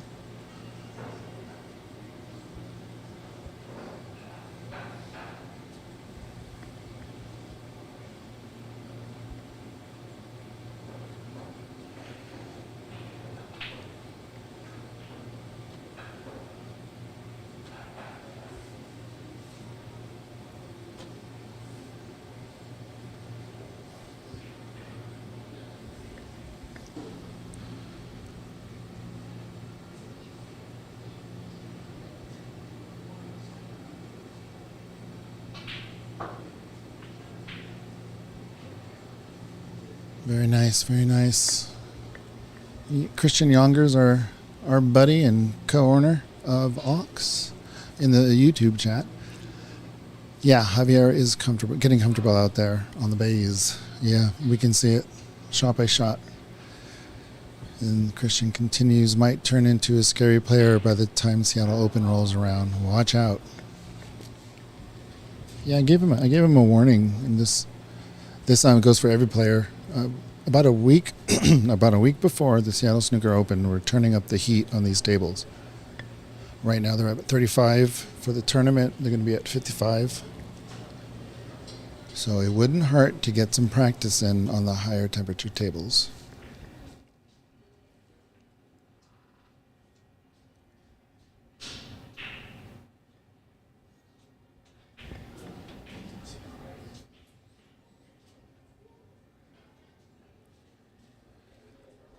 Yeah, I'm not sure Charlie Brown went to a conference break. I think he went to go phone a friend.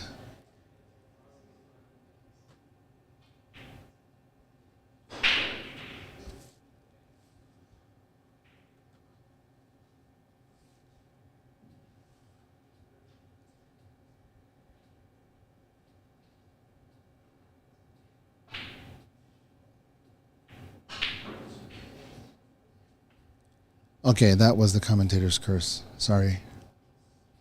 Sorry, Charlie.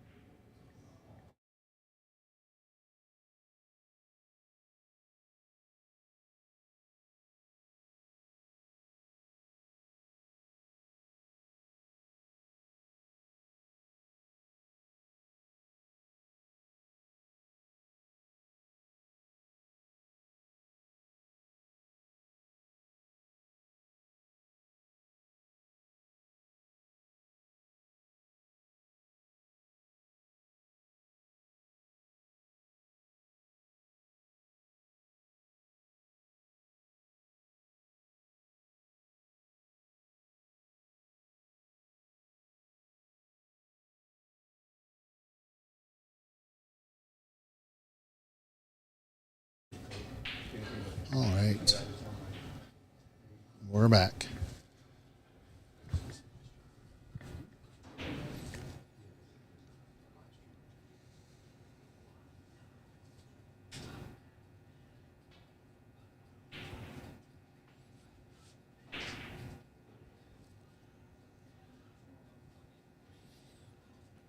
We're going to see a roll up here. Wouldn't be a bad idea.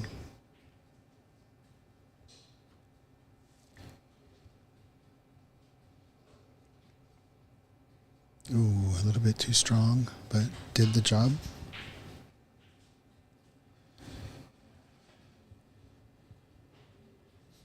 If he can get out of this snooker by going on the right side of the table from our perspective, it might be safer, but we've seen him get out of these snookers time and time again. Get out the clip. You have to clip that shot. Somebody out there, hurry, do it.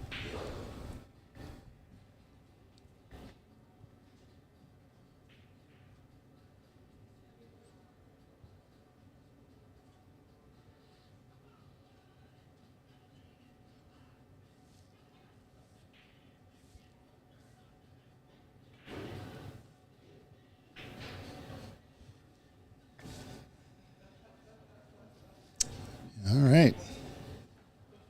Twice lucky? Or is he even snookered? It looks like oh my goodness.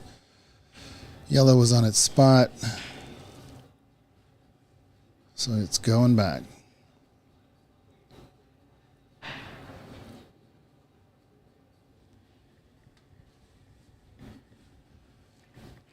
It's a big foul.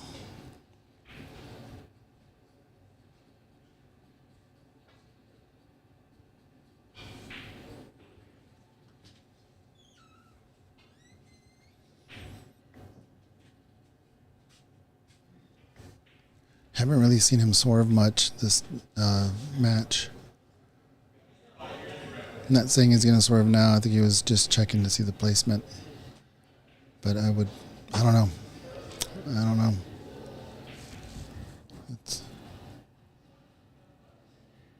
I would kick it all day. He's been kicking like a monster.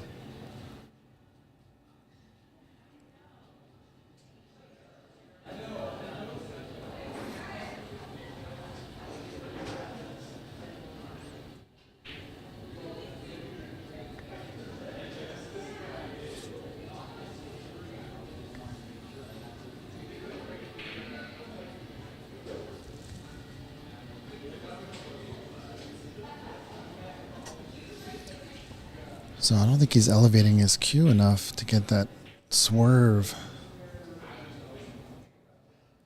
Okay, now what is that called? When I say something, when the commentator, it's not just me, when the commentator says something questionable and then they do well, that the commentator's blessing?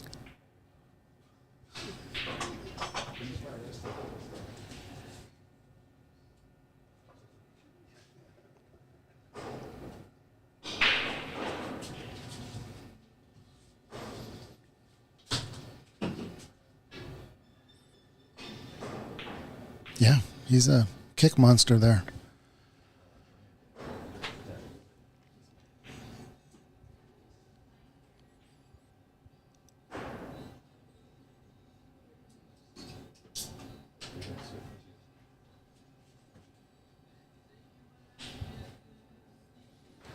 Yeah, these cushions are kind of brutal in snooker. They are higher on the cue ball or any ball than they are in pool because they are flat off the rail, the wooden rail. They're just flat.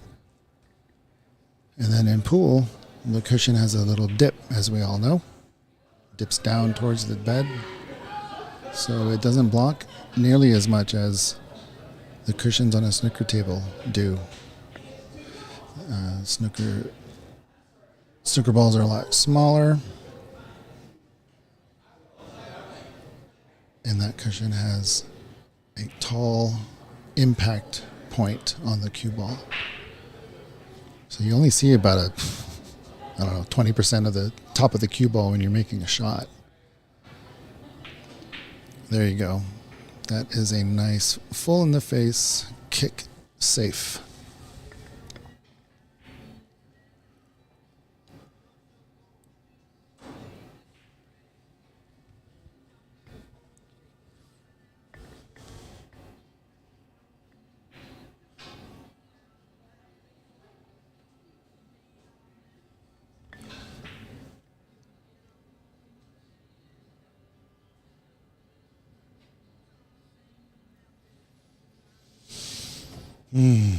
Man, take it from there. The only reason why I say that is that he was so close.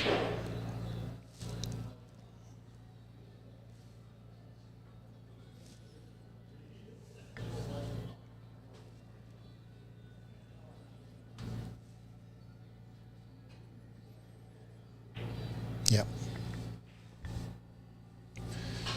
Yeah, whenever I see my opponent get that close on the first attempt and they leave you a shot, I will not put him back. I think Charlie Brown should have not put him back.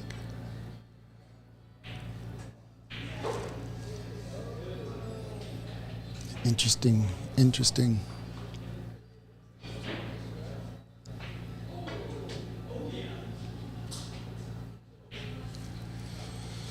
Interesting. Way to go, Javier. That's a nice snooker. Gonna have to go the length of the table. It's not a difficult out. You just gotta be accurate. And you wanna hit the right side of the cue ball. The hell? Is he trying to jump shot? What's going on? Beautiful! Oh no! Oh my goodness. Very fortunate. Did he block that pocket? Is that pocket open? Javier seems to think it is, so he's got the advantage. Yeah, that was a crazy good shot by Charlie Brown, putting that much English on it.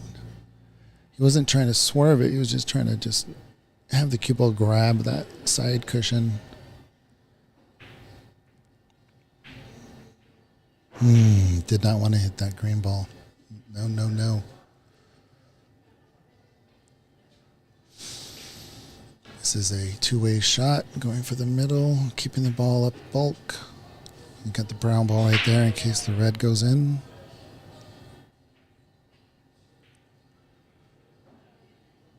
And you missed on the correct side of the middle pocket.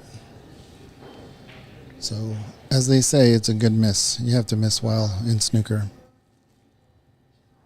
And in 9-ball, in 10-ball, in 8-ball. If you're going to miss, miss well. What a shot. Wow. Wow, wow, wow.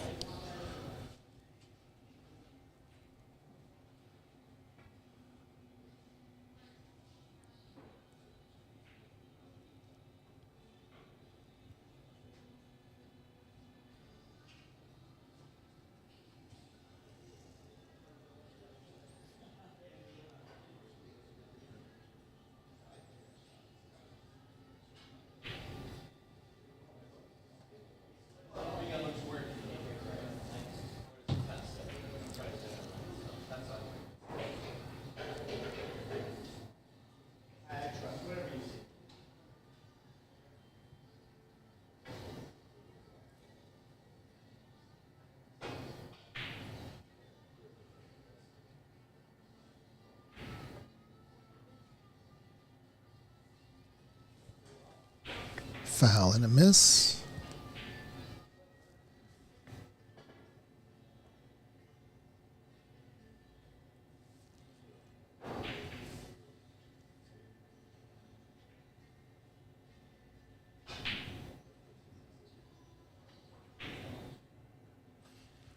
This is a better angle.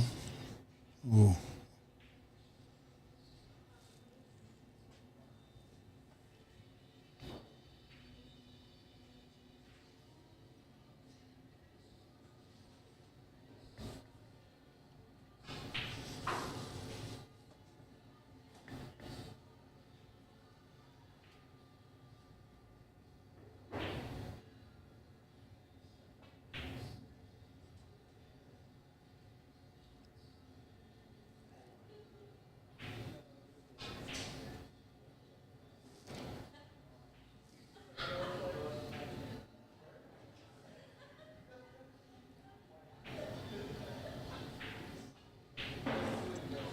Good pace, save for the yellow ball.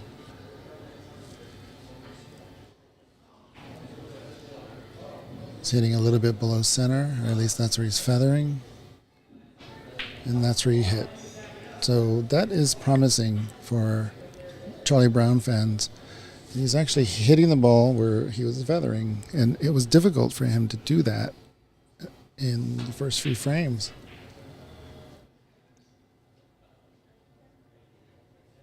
This frame is not over yet.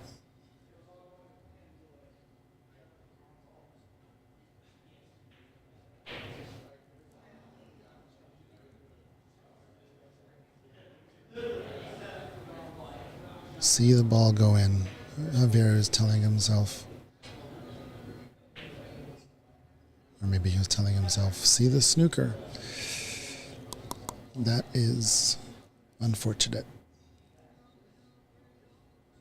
It looked like he was going for a safe. There's no way that he would be that off and trying to pot it into the right corner.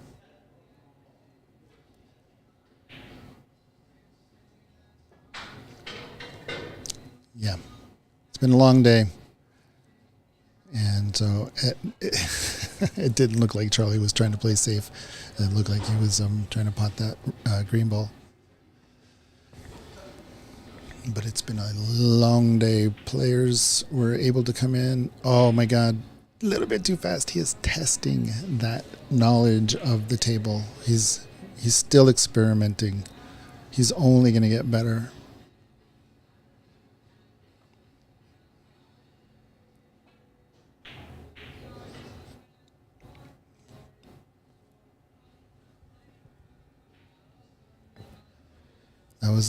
That was close as well. It's a little bit too long.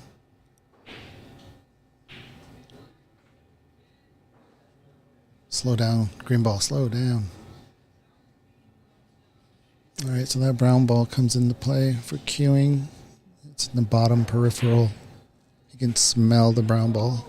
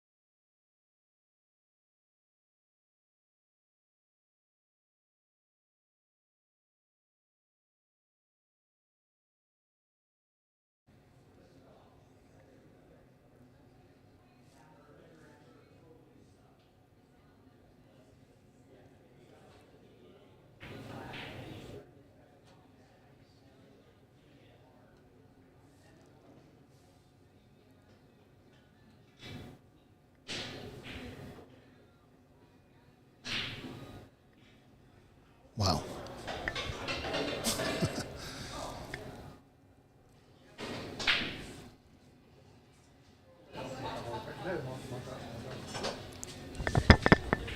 Dave Daly is at the snack shop. Hey, Dave, you want to come in and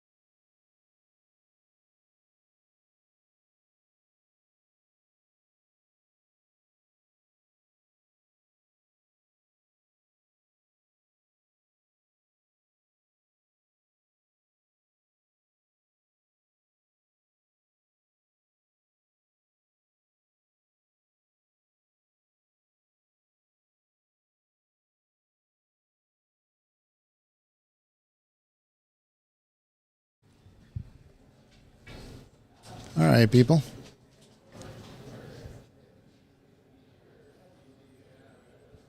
I gotta update the score. We have a decider, my friends. This is the only match that came down to a decider in these quarterfinals. Varun beat Alex Newstead. Alex will be coming back tomorrow to see if he places anywhere from 5 to 8. Dave Daly, of course, we just mentioned, won his match against Clay.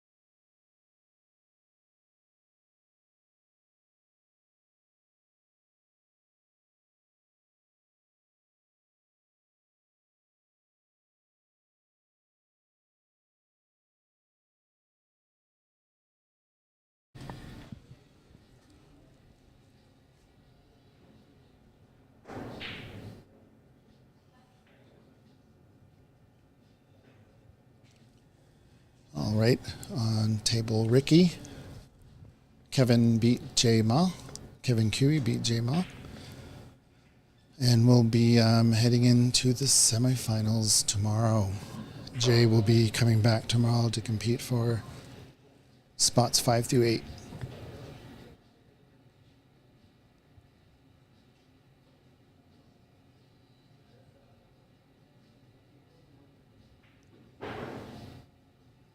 Don't want to hit it too hard here, Javier. Beautiful shot. Perfect pace.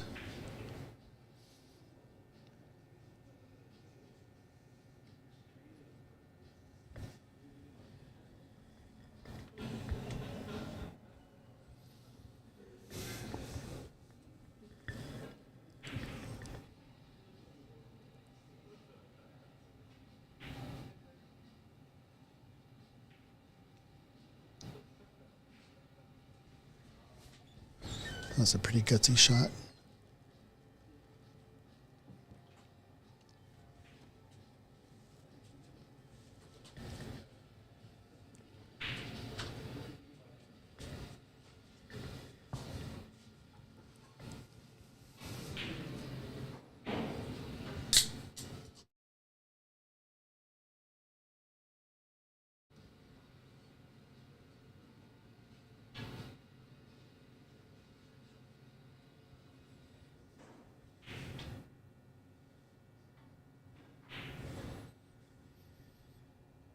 Clever shot.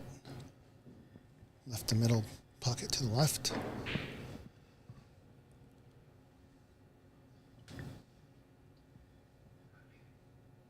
Cushion shouldn't be an issue because you want a little top spin anyway. If he's going for that loose red above the pack into the left middle pocket. A little bit of follow to get on that blue.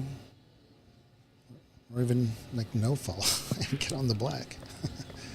A lot of decisions. He's looking at other balls. He doesn't want to get fixated on one ball.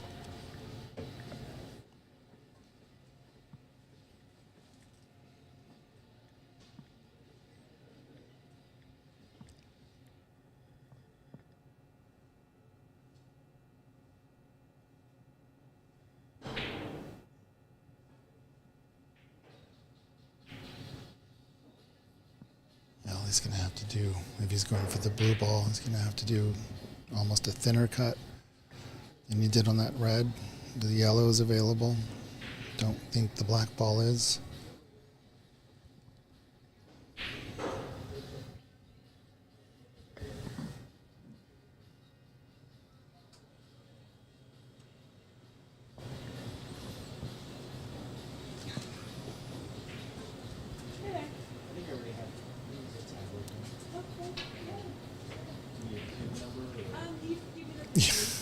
Obviously, he had the black ball.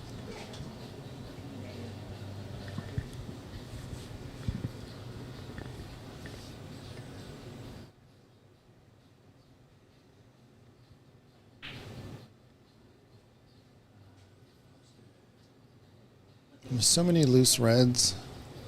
You want to avoid going into the pack at all. The one below the black goes into both pockets.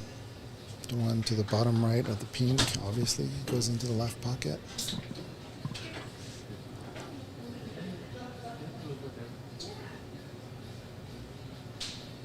Knock them out of the way, especially the red by the black. You pot the red by the black if you can, and free up both pockets for the black ball. A lot of things to think about here. How aggressive do you want to be?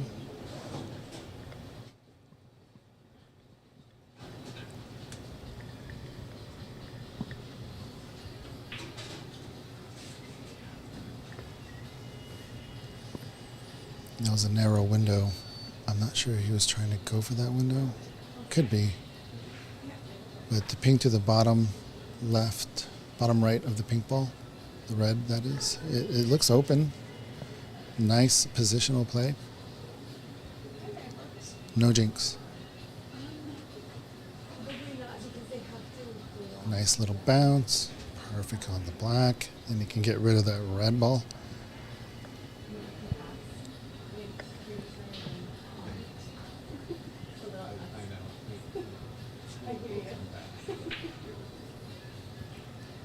A little too strong there. I don't know if he thought he was going to get more of that red ball.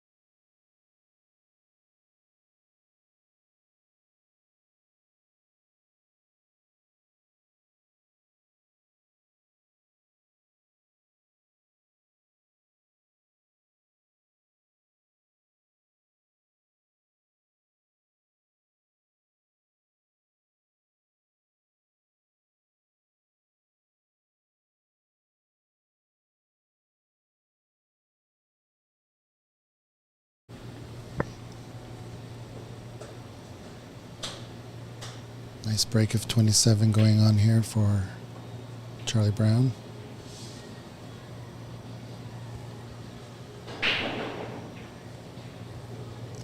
To 28 break at this point.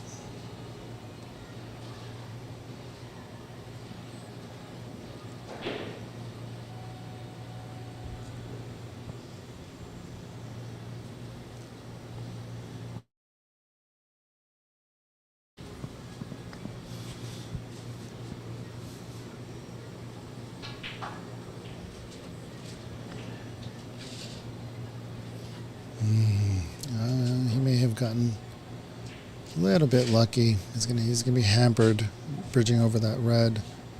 But I think the bottom red goes of those three in the middle.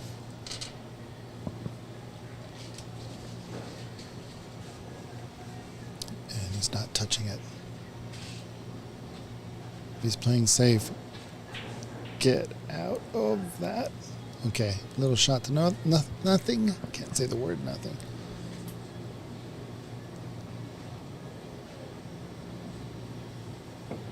The table looks safe, but from what we've seen from Javier, it might not be.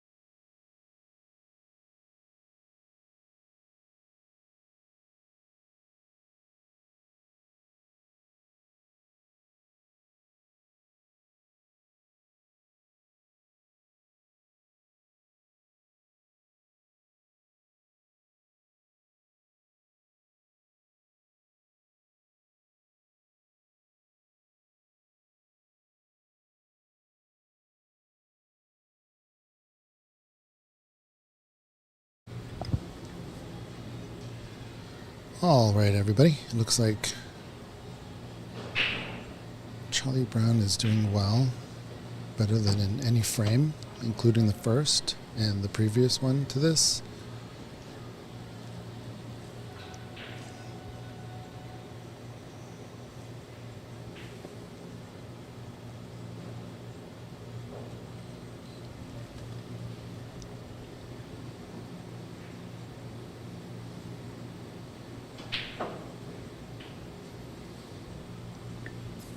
I think he wanted a softer bounce there. I think he was going for the right middle. Can't tell if he sees it. Looks like a safe. And he got a nice kiss on the brown ball. Javier just got right down.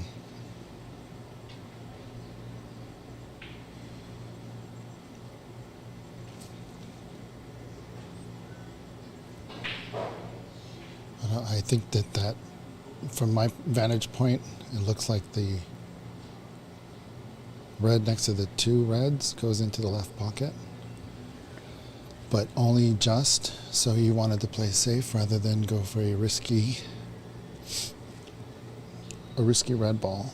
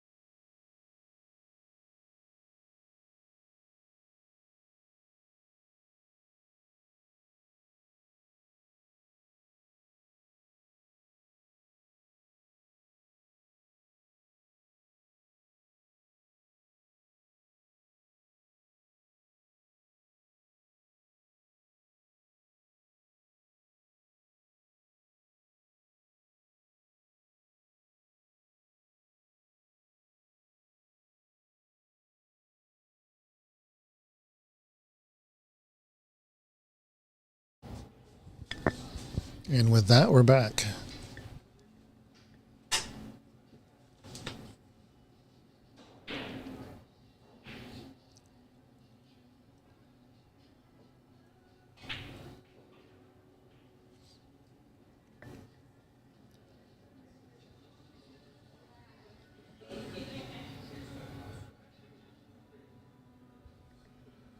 It's going for the middle pocket here.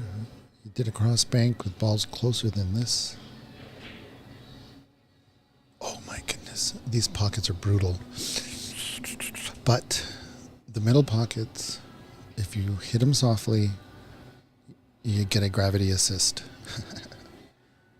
And I think if that one was a little bit less pacey, it would have been swallowed up by the middle pocket.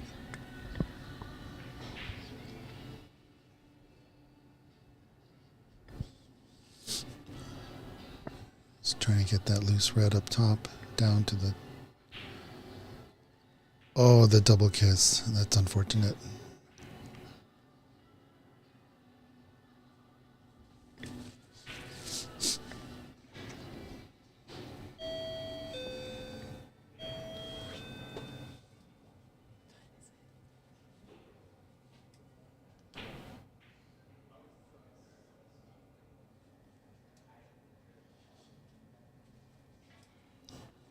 It was a tempter, and I think he's going to pay the price.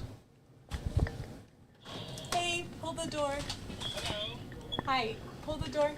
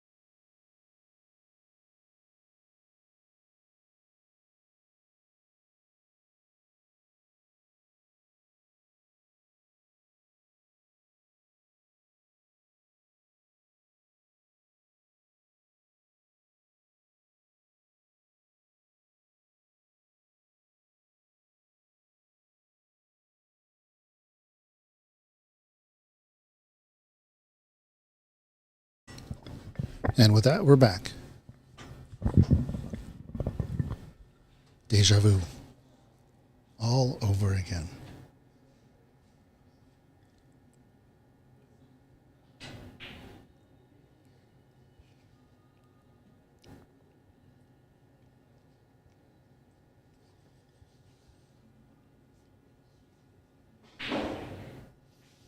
Dr. Snooker, if you're still watching, I don't think that chalk has moved.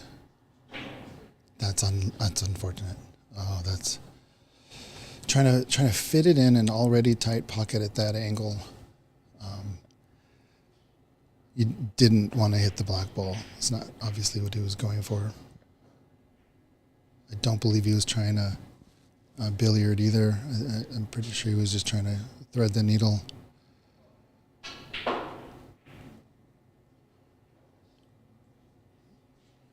So the risk-reward situation at this point for Javier, it has to be recalibrated. This is a decider, so you have to be a little bit more judicious.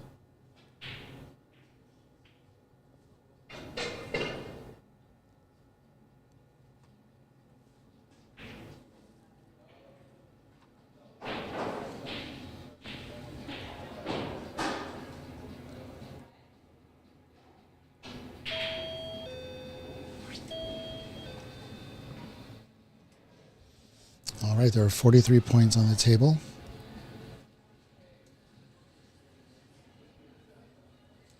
Once again, the rules for the quarterfinals through the finals are there is no forced concession at any point, with the caveat that if it gets out of hand, it's over. We got to step in and say it's done. But there are no definite rules like you need 4 snookers so that the match is over. I mean, I think you lucked into a snooker there. I think it's called a fluker.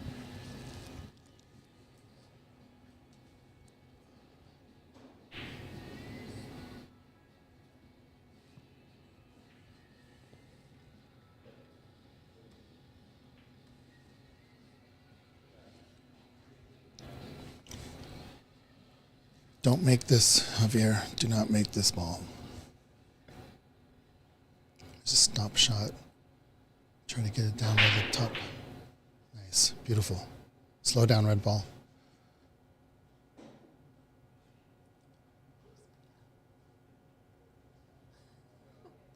Hey, David Burney, no F words on the air. Yeah, I agree.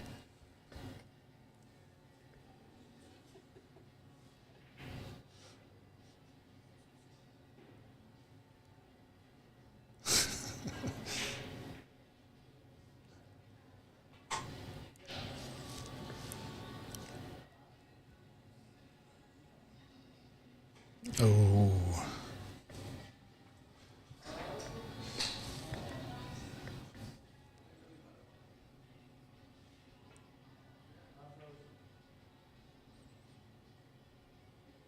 What is Dave Daly doing with the beer that close to the table? Calling you out, Dave.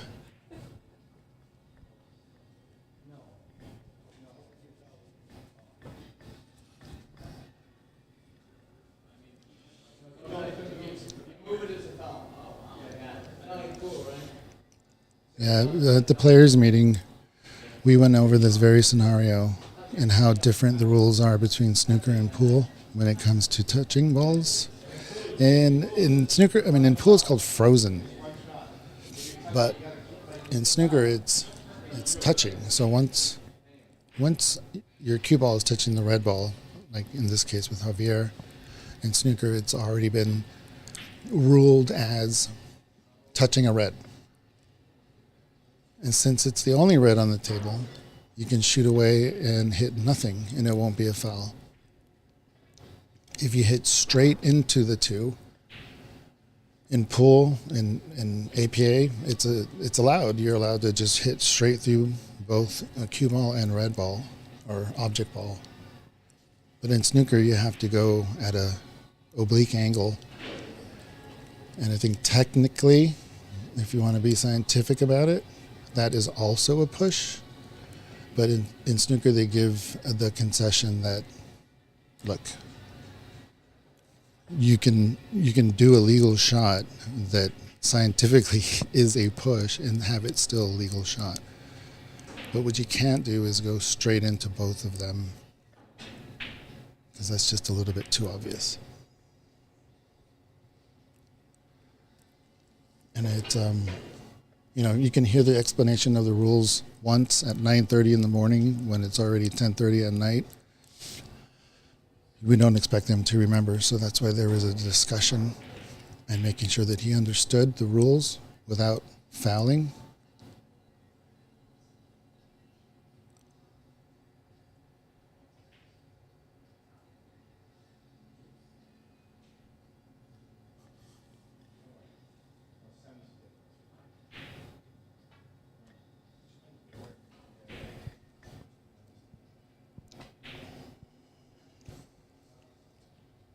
Slow down, yellow ball. Slow down.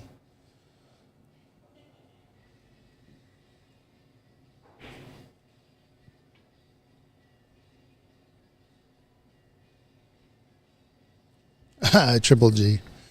Yeah, I think the F word that he's referring to is fluker.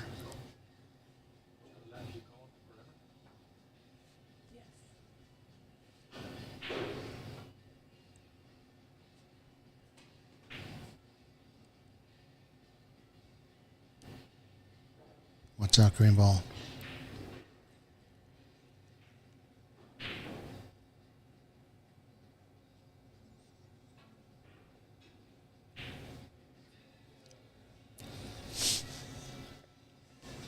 It's right over the pocket. But Javier does not want to make it or pot it.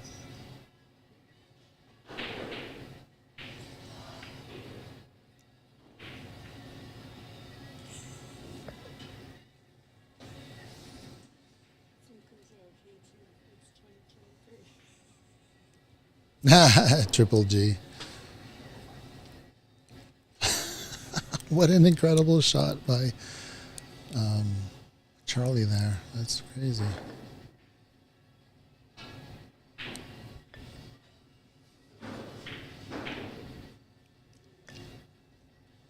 I think Javier might be done, but you cannot get discouraged.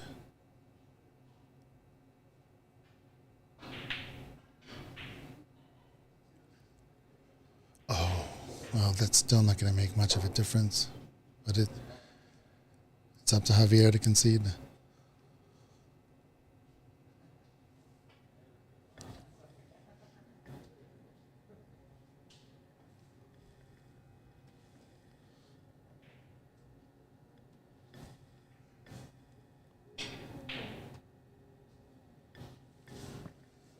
Slow down, slow down.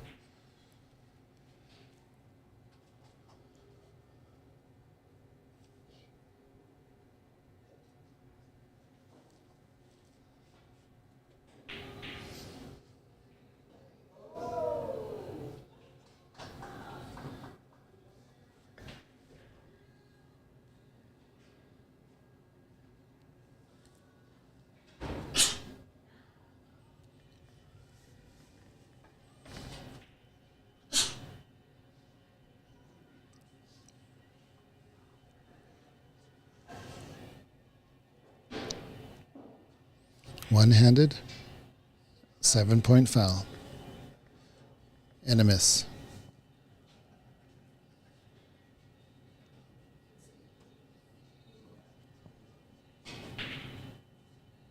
Well, I guess it's not a miss.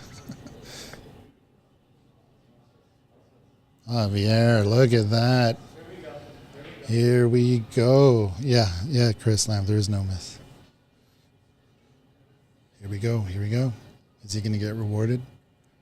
It's a pretty impressive snooker. All he had to do was hit it.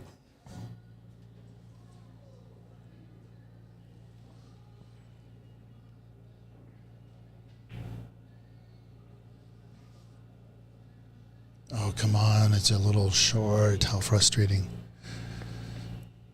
he tried to adjust because the past few attempts, besides the one behind the pink, have been long, just been a little bit too long. And so he made a correction. We were talking about that earlier, just trying to see if you can almost foul by hitting it so soft. Well, that should be all she wrote. I think Javier should concede, which he does. Wow, what a match. Charlie Brown was on the edge of defeat against Javier Valenzuela, who is participating in his first snooker tournament. Isn't that incredible? This is a very difficult game, people. It's very difficult, and these tables in particular are very difficult. They are pro-cut pockets, and so they're a lot tighter than you would see in the clubs. So it's a lot to get used to, and Javier did an amazing job. Yeah, he needs to take his cue stick out for a couple of beers. And so here we go. We have them. We have the people set tomorrow in the semifinals. We have Dave Daly in the semifinals. We have Charlie Brown. We have Kevin Cui and Varun Juneja. So Varun is a little hybrid. We can't call him a pool player, really. But still, he's an amazing cueist, and another example as if you have a good cue action, you can play both sports very well. I really appreciate all the people watching and hanging on, and wanting to know what's going on at Ox. Whenever we have a tournament or anything like that, people are welcome to come in and just watch live, even if we start at 10 in the morning. Just a reminder. And we do, in fact, start tomorrow at 11 in the morning. So we will be streaming at 11 the semifinal matches on all the tables.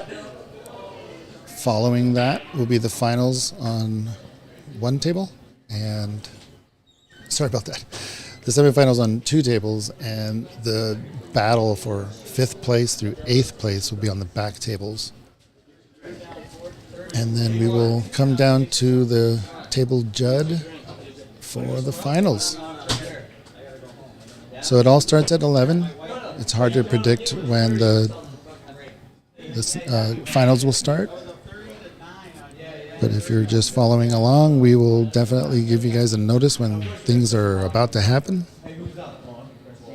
In any case, thank you very much. I hope you guys are well. Have a good Saturday night. Adios.